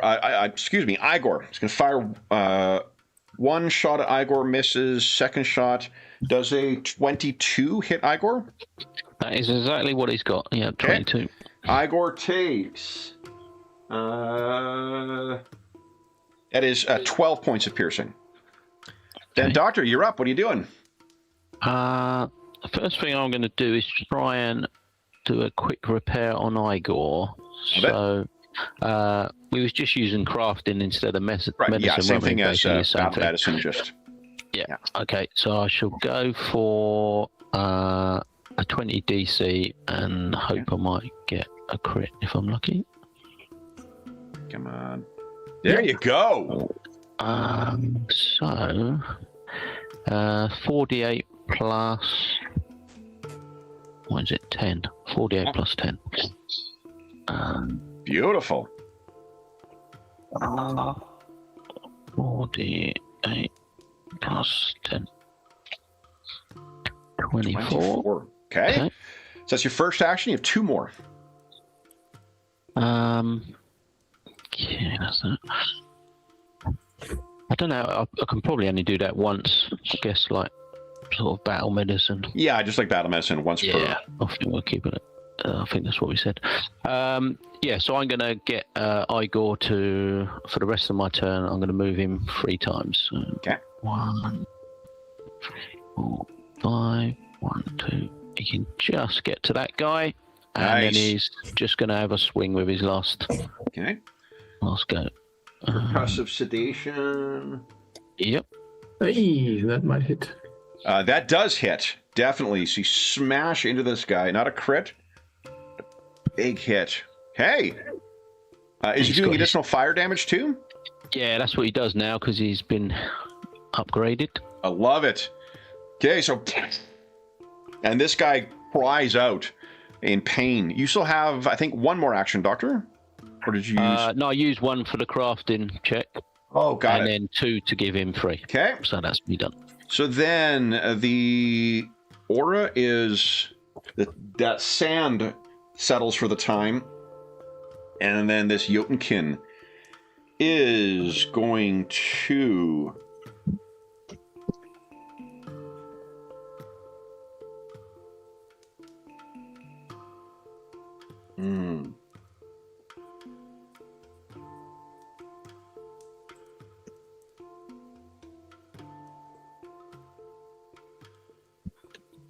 I think he will continue with the ranged for now. So let's do this. Let's I'll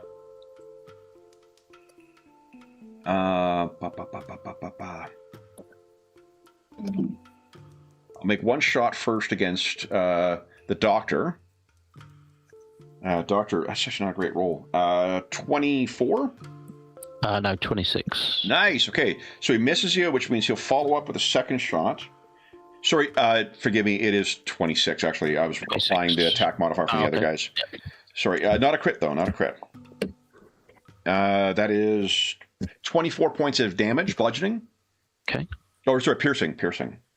He'll then fire a shot at Jakara, whose AC. I forgot to give you that. Let's see. I think it's probably 21. Just based on what the other... How the other... Oh, maybe it's my 23, actually. Okay.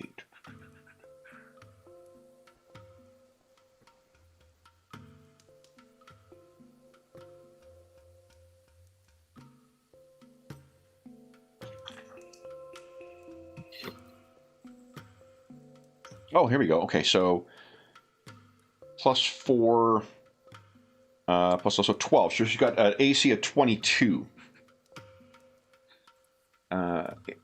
Azul. He's going to spare a shot at her. That is a 24. So Jakara takes 23 points of damage. Mm-hmm. Oh, and then he is going to kick up that same... He maybe speaks a magic word or gestures, and once again that sand kicks up. Sally! 3 actions. What are you doing? I'm going to try and wander around and use my guarded movement, but I guess the smart thing is just to smack this guy until he cries. Are you so flurrying? I'll hit the guy who's sort of behind me because he hit me. Okay. I don't like that. Are you flurry of blows, and I'm going to try stunning fist as well to try and stun him as well. Okay. So number 1, let's go for it. Let's see, that is, I think, a crit. Go ahead and roll crit damage. Okay, 28. Nice. And that means he needs to do also... So he's also bleeding from your tiger stance. And he needs to do a fortitude save against my class DC, or he's stunned 3. What's your class DC? Should be on your first page, top left. Top left. Apologies. I'll make a fort save. 25, or most likely. Yeah, mine's 27. 27. Yeah, and I actually just rolled 27, so he's not stunned. But that was your first, second attack. Second attack. And second attack. You want to hero point that? Yeah, why not? Okay. Nice. Not a crit, but it is a hit. So two solid hits, 2 more actions. Well, let's hit him. Try and hit him again. You got it. Attack number 3. You want to hero point that, or? No. No. Oh, there we go. There you go. So, solid hits. Okay. Basil, what are you doing? Yeah. Okay. Interesting. So I think I would first give one action to Jakara, so that Jakara has 2 actions. Yep. So I would go up to here, I suppose. Okay. And then she would aim at this one, hoping to get him out. Got it. Go ahead and give us an attack roll. 1d20 plus 13. So solid 27. hit. Yep. Was it 2d6 plus... What did I say? 2d6 plus 3? Okay. Oh, Yeah, she's plus better 3. than me. Yeah. Okay. So it's 10. Okay. And you still have 2 actions, Basil. Okay, so I would. No, he's not off guard. He's not off guard. If he did his off guard, he would have done 1d4 extra damage. I would move here, and I guess Basil would also attack him because Sure. we want to get rid of one. Hell yeah. I Focus think fire. Go ahead and give us an attack roll. That's, this one. Oh, Solid six. hit. Yep. Why don't you tell us what it looks like as you snipe this guy down? Yeah, I think I just shoot him in the back because I now I found the right angle to just shoot him from behind. Beautiful. Yeah. Okay. Then Sally, now Sally's become Dark Sally from her recent experiences. She grins at the thought of knocking down from behind. Okay. I have a few more attacks here. Let's see here. We've got... so then Sally, this one engage with you is going to try and get you with that Jambia again. A 33. 33, that's a hit. Okay. Doesn't do a lot of damage, though. 11 points of slashing. Second one is a miss. Third one? I don't think it's a hit. 23. That's a miss, right? No, that's a miss. Okay. So he is trying, but he's nicking at you, and the little bit of extra damage is encouraging him to continue on. The guy that Igor is facing is going to have to spend 1 action to disengage, and then he's going to fire twice. His bow, 28 is a hit, not a crit, I think. Yep. Yeah, and a 25? Yeah, that's a hit. Yeah. Okay. So that is a total of 18. No, 12 plus 9, 21. 21 damage on him. Okay. That fella looking down onto you, Basil, cries something out, which you would understand because it's in Orcish. It is accented Orcish. But it seems to be a new slur for Skitterfolk that you've yet to hear. So you're expanding your cultural boundaries here. Yeah, that's good. Does a 29 hit you? Yes. Basil, that is 10 points of damage. Yeah. Does a 27 hit you? Yeah, also. That is 11 points of damage. And 21, I think, does not. No. Okay. That's it for them, Doctor. What are you doing? I'm going to give Igor 3 actions again, so he's just going to move in and try and attack this guy. Please do. Oh, you want to hero point that? I will do, yeah. Okay. Yes, hit, not a crit. So, bang. And then have his second attack. No, definitely not. Going to hero point that, or? I think I'll save that. And then my last action, I'm just going to move up to Jakira, so hopefully I can heal her next turn. Okay, sounds good. All right, on the Jotunkin's turn, the sand goes down. He, seeing you guys all close, drops his longbow in a flurry, draws 2 massive scimitars, and then will proceed to try and whack Sally with said scimitar. Let's see. Oy, Sally, that is a 37. 37's a hit. Not a crit? Not a crit. Fantastic. All right, you take 15 slashing. And that is it for him. He did not, wasn't able to get his sandstorm up again. Sally, what are you doing? I better try and kill this thing in front of me. Okay. So, here we go. That is a hit, not a crit. We're doing the full Dumare here. Yep. Let's do that. Another hit, not a crit. Nice. Ooh, that is very close. Do you wish to hero point that? No, I will. I'll give it a go. Nice. Huh. Not quite, but you got one more attack. There we go. There you go. Beautiful. What do we see is you're engaged with this guy's trading blows. You're his Jambia drawing blood and your tiger stance drawing blood. Oh, slashing away at his nasty little robes. Yeah. Holes appearing, his blood coming out. Love it. Basil, what are you doing? Yeah, I think I'm spending 1 action to give Jakara 2.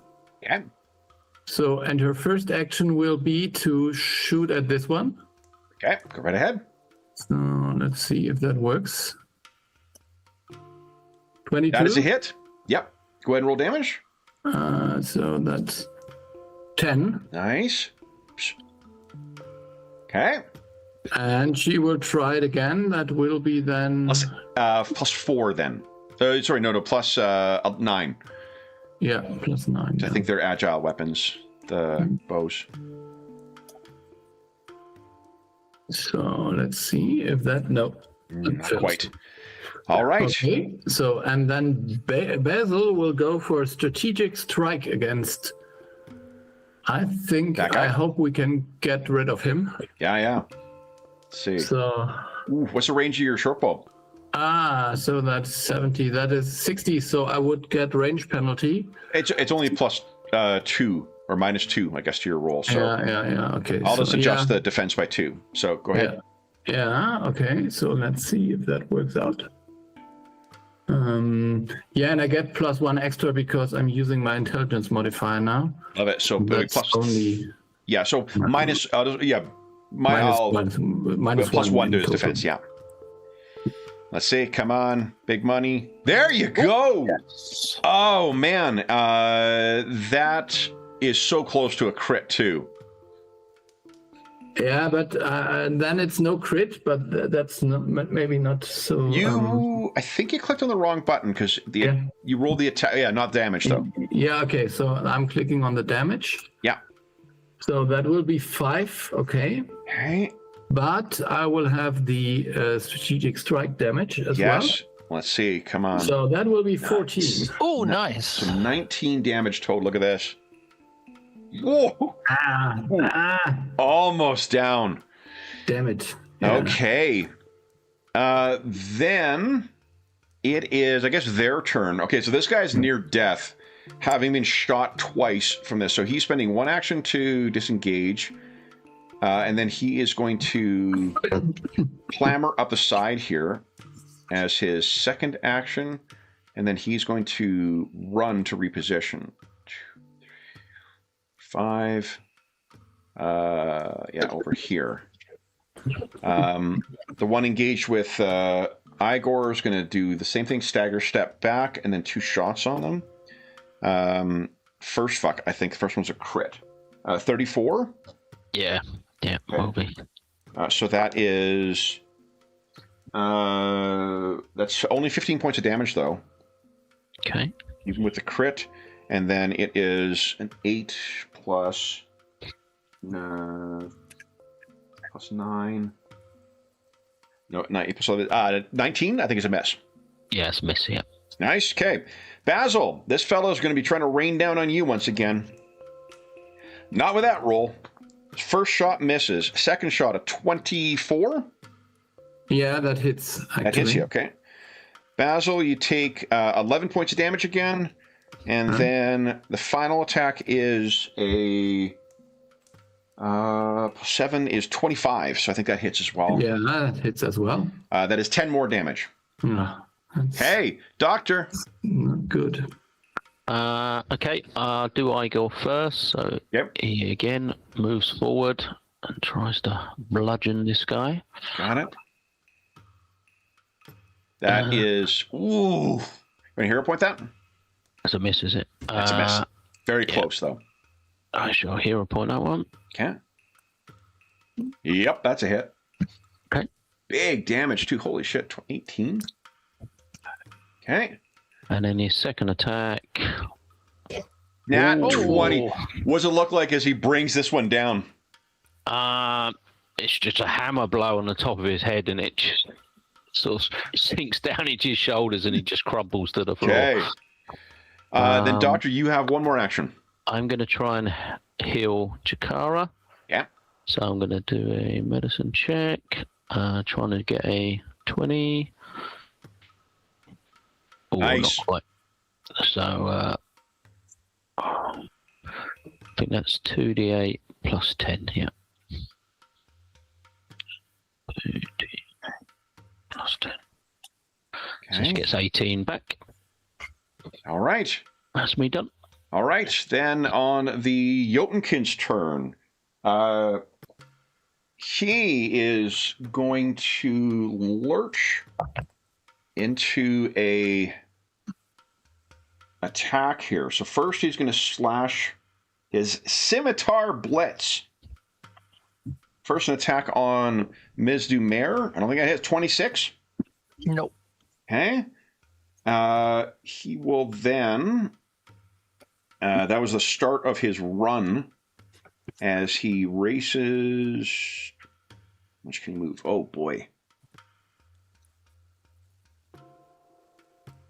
So he races down here. And his second attack is going to be on Jakara. Nat 20. So that's... Just with my reach of my fists, do I get an attack of opportunity on it? Do you have those on? I guess I always do, normally. But anyway. Yeah. It's okay if not. I don't think you do, actually, because it says it's striding. Okay. And striding is the thing Protected. that's the equivalent of a step in this. Gotcha. I think, at least. So 19, so it's 9, 12, so it's 36 damage that Jakara takes. And then he will, in swirling around with that, bring the sand back up once again. Tally, what are you doing? Well, then I will go 1, 2, 3, 4, 5. I think I have the... Hold on. You know what? I think I've got that wrong. Striding is, I think, is just the moving. It's the dash equivalent in this. So go ahead and give us just a regular attack, Sally. Okay. Where am I? Sally. Double check that. When I said that out loud, I'm like, I don't think that's right. Yeah, stride is just the normal one. Step is the thing. That's a hit. Not a crit. But that is 20 points of damage he would have taken. Beautiful. Okay. And you go racing in there. So you have 2 more actions, Sally. All right, thank you. Flurry of blows. Okay, so give us a first D20 roll. No, do a D20 roll first. Oh, right, sorry. Yeah. So that does hit. 11 points of damage. Second one, give it a D20 roll first. Yep, that could hit. It goes second attack. Hit, not a crit. And then you have a third attack. Give us a D20 roll. So I have.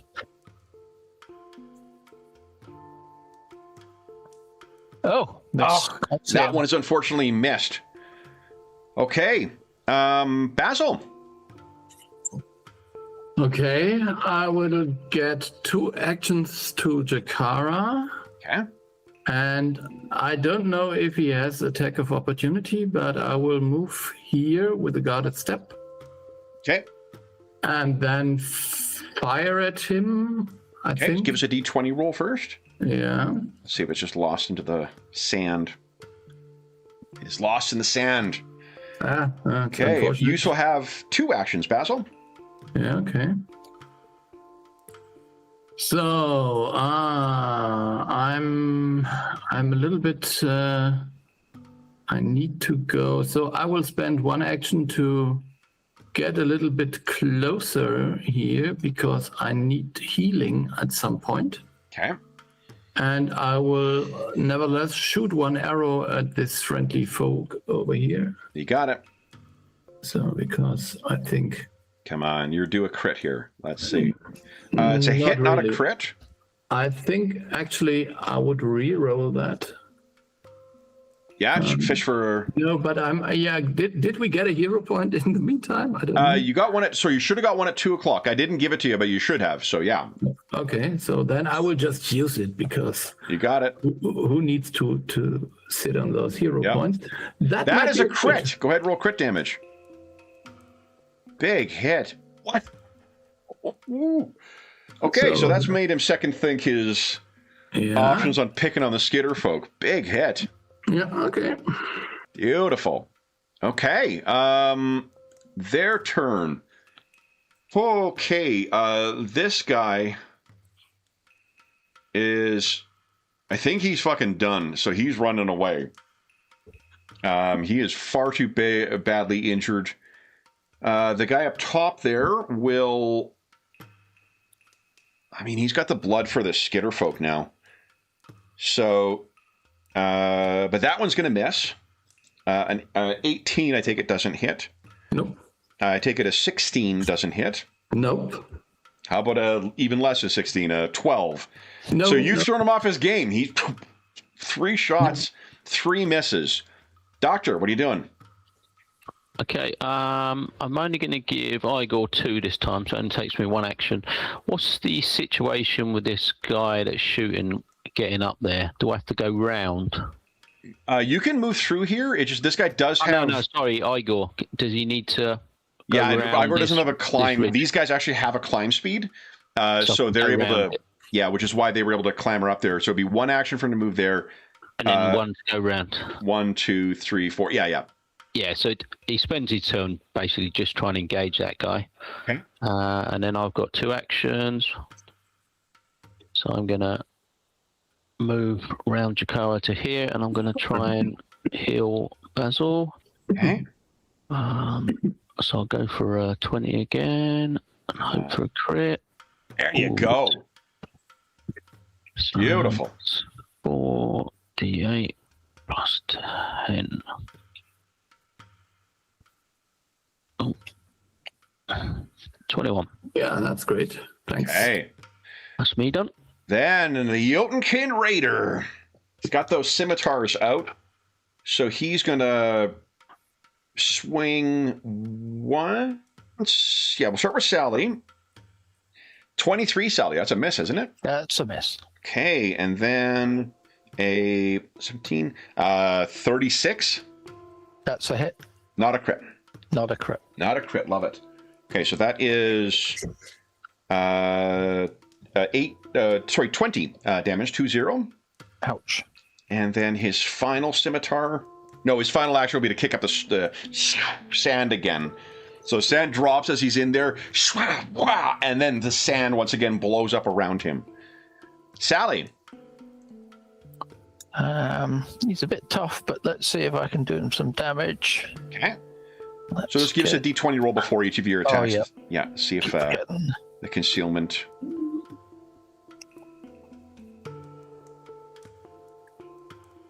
That's No okay. worries. First attack. Ugh. Hero point that. Oh, well, yeah, I'll hero point that. Nice. Hit, not a crit. Second one, d20.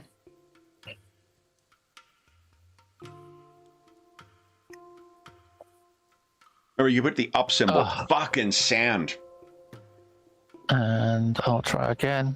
It is a flat Symbol check. just So technically, missed again. fuck it. So second attack is a miss. Second attack is a miss. Third attack is a miss. Fourth one might hit. Here we go. So attack number 3. Or 4, I guess. A full Dumare. That is a... Oh, no, it's a miss. Shit. Okay. This guy's action for the sandstorm is well placed. Basil, what are you doing? Unless, Sally, you want to hero point that. I'm hoping that the guy hold on. here is... Basil, Sally, did you want to hero point that last attack? No. No. Okay. Basil, what are you doing? So I'm using as one action to give Jakara 2 actions, and she will try to put 2 arrows into this Jotunkin. Sounds good. So, so first, whether yes. Yep, could hit. 27. might Yeah, be just hit. barely a hit. Go and roll damage. 2d6 plus 9. Nicely done. Okay.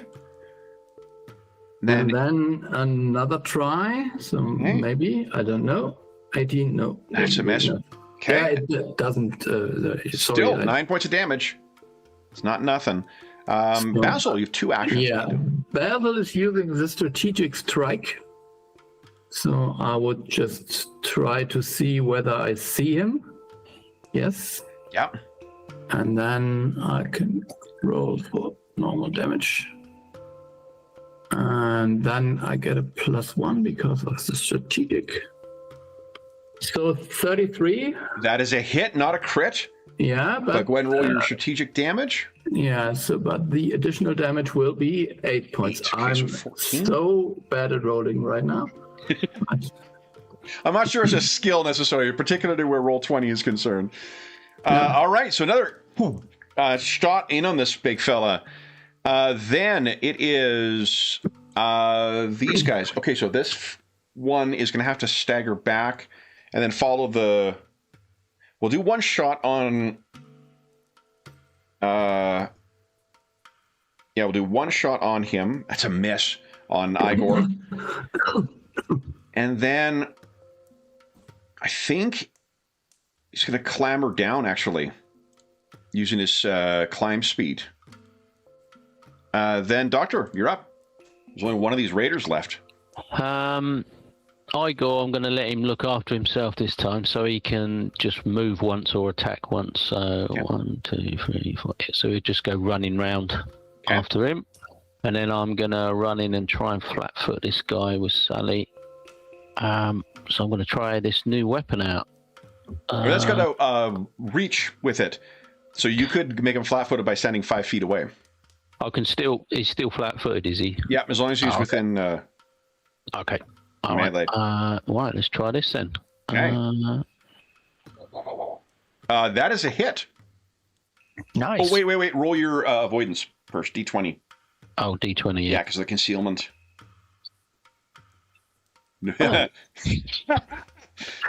That's a fuck off I hit. Roll. That's all right. And then I've got one action left, so I'll roll again to see if I can attack. That would hit, or it has potential to hit. Come on. And let's try again. No. Oh, gonna hero point that? No, I'll save 13 minutes left. You got 2 hero points left. He's not the best fighter. No, I'm going to save it Okay. for emergencies. Jotunkin, he does not like being surrounded. The sand settles to the ground. He'll spare the first scimitar for Ms. Dumer. That is a 31, so not a hit, not a crit. Yep. Sally, that's another 20 points of damage. Ow. And then he'll spare the second one for you, Doctor. Nat 1 misses. And then he also kicks up and the sand swirls around, magically obscuring him once again. He's getting a little desperate. Sally, what are you doing? I am going to try to put the hurt on this guy. Come Love on. Let's roll a 5. Come on. Yeah. Okay, you're good. Come on, big hit. Nat 20, baby, let's go. 35 is very close to a crit. Wait. He's flat-footed. That is a crit. Go ahead and roll crit damage. Let's go for... Okay. 22. That's 30 damage. Still. Beautiful. Okay, and then he's also got the bleeding condition. Yep, and he needs to do his fortitude thingy again. You have to declare... right, okay. Yeah, and No also worries. you have to hit with 2, I think. Because it didn't say... It says flurry of blows. Plural, right? Click on... I hit him with one of them. Oh, and okay. then he's- I mean, his... Yeah, he rolled more than 27 on force, so... So let's roll again. Roll Come on. 1d20.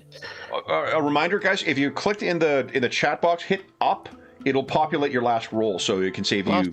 Okay, it seems it was trying to populate my last attack. If you keep last time. cycling through, you can go through to whatever, like it'll populate different options. That is a hit as well, not a crit. Big fucking hit, look at this. Ooh. And you have 2 more attacks, Sally. Yeah, let's do this. Roll. The concealment. Nah, missed. Okay, and 1 more. Now that, Sally, there you go. This one potentially hits. Let's see. You want to hero point that? All right, since it's last second, but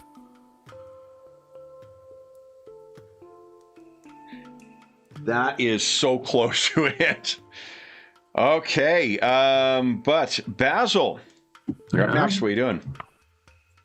Okay, so I think I'm doing the strategic strike with Basil first. Okay, so give us a d20. Let's see if I even can see him. Yeah, Can, yeah. and then let's go with the strategic strike. Man. Oh, that is a crit. Go ahead and roll crit damage. So, So it's 4, but you still this is so, yeah, but it is 8. That's correct. Yeah. okay, so it's 14, and then also roll your, Yeah. and that is that doubled on crit as well? Yes. Fucking beautiful. Okay, so we'll just double.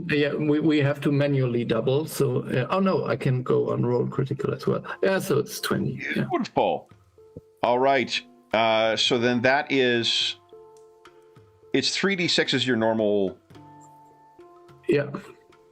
Yeah. So that's it is correct. I only did 20 so I could have been much higher, but that's okay. Would you shine some or provide us some insight? What is the strategic strike that kills this raider? Oh, I think maybe I'm if it is maybe the back of his head that somehow his neck is exposed, and I find this weakness and shoot at it. Yeah, and as he's swirling around this, it just hits and he drops like as if the lights were turned out behind his eyes. Yeah. Basil, you still have 1 more action. Yeah, I will give this to Jakara so she can shoot at this one here. You got it. So, and then this is just a normal roll. 16 wouldn't be enough. Nope. So Second she one has would be- maybe a second shot. Yep, plus 9. 17. No. Would not be Okay. enough. He is going to run off into the desert like his other companion. So then, however, this ambush party seems to have been completely defeated. What are you guys doing in the aftermath? Ow. I'll obviously heal everyone up and fix up Igor. These wanna were take the- very tough, I must say. Yeah, that was Much, was hairy. Yeah. It was much closer than I wanted it to be. Yeah, Jakara, and she comes up and because she got she got hit by the longbow from the whatchamacallit, from the Jotunkin. She says, Ow. Sorry. "Are things not thus in your land?" No, I think there are. I would have expected them to be a little bit weaker and less furious. This is normal. Force coming from such a soft place, you equipped yourself well. She looks at the markings on some of the gear of one of them. These are Harrowma. They are watching for us. You are, remember, 2 hours out from the folk at the Black Tower. Yeah.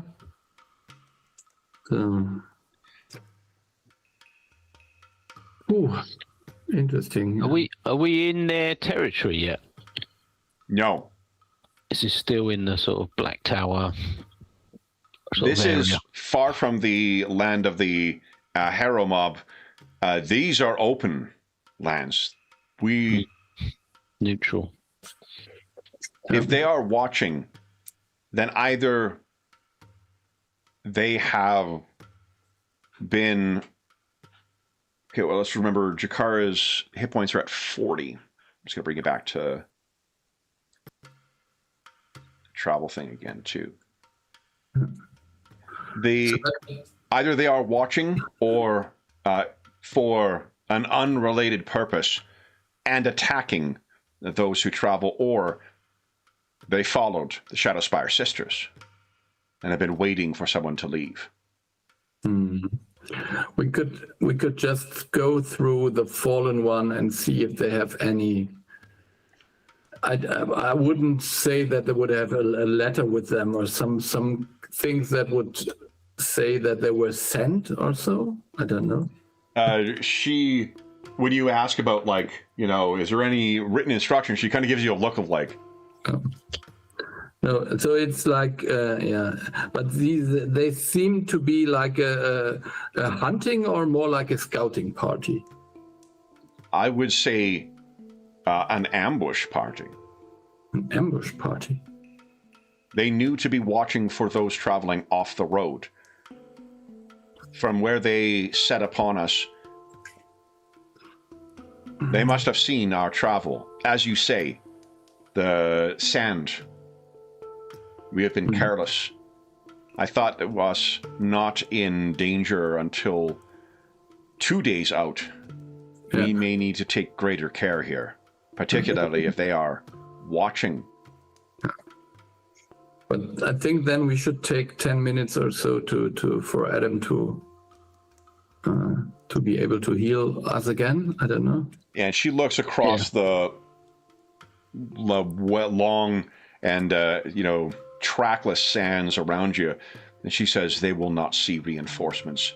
Those two who fled will tell the tale, but though that one, and she looks at you, Sally, I think that one may not survive. Oh dear. You are fearsome with your fists. But 'twas Basil who took him down in the end. Indeed. She looks down at you once again. Twice today you have impressed me, Skitterfolk. Yeah. I have a knack for striking at the vital parts. You did not say that you are a hunter. These weapons are a little bit new to me, but I seem to manage quite okay. Hi, Virgin. You would work your art before we travel?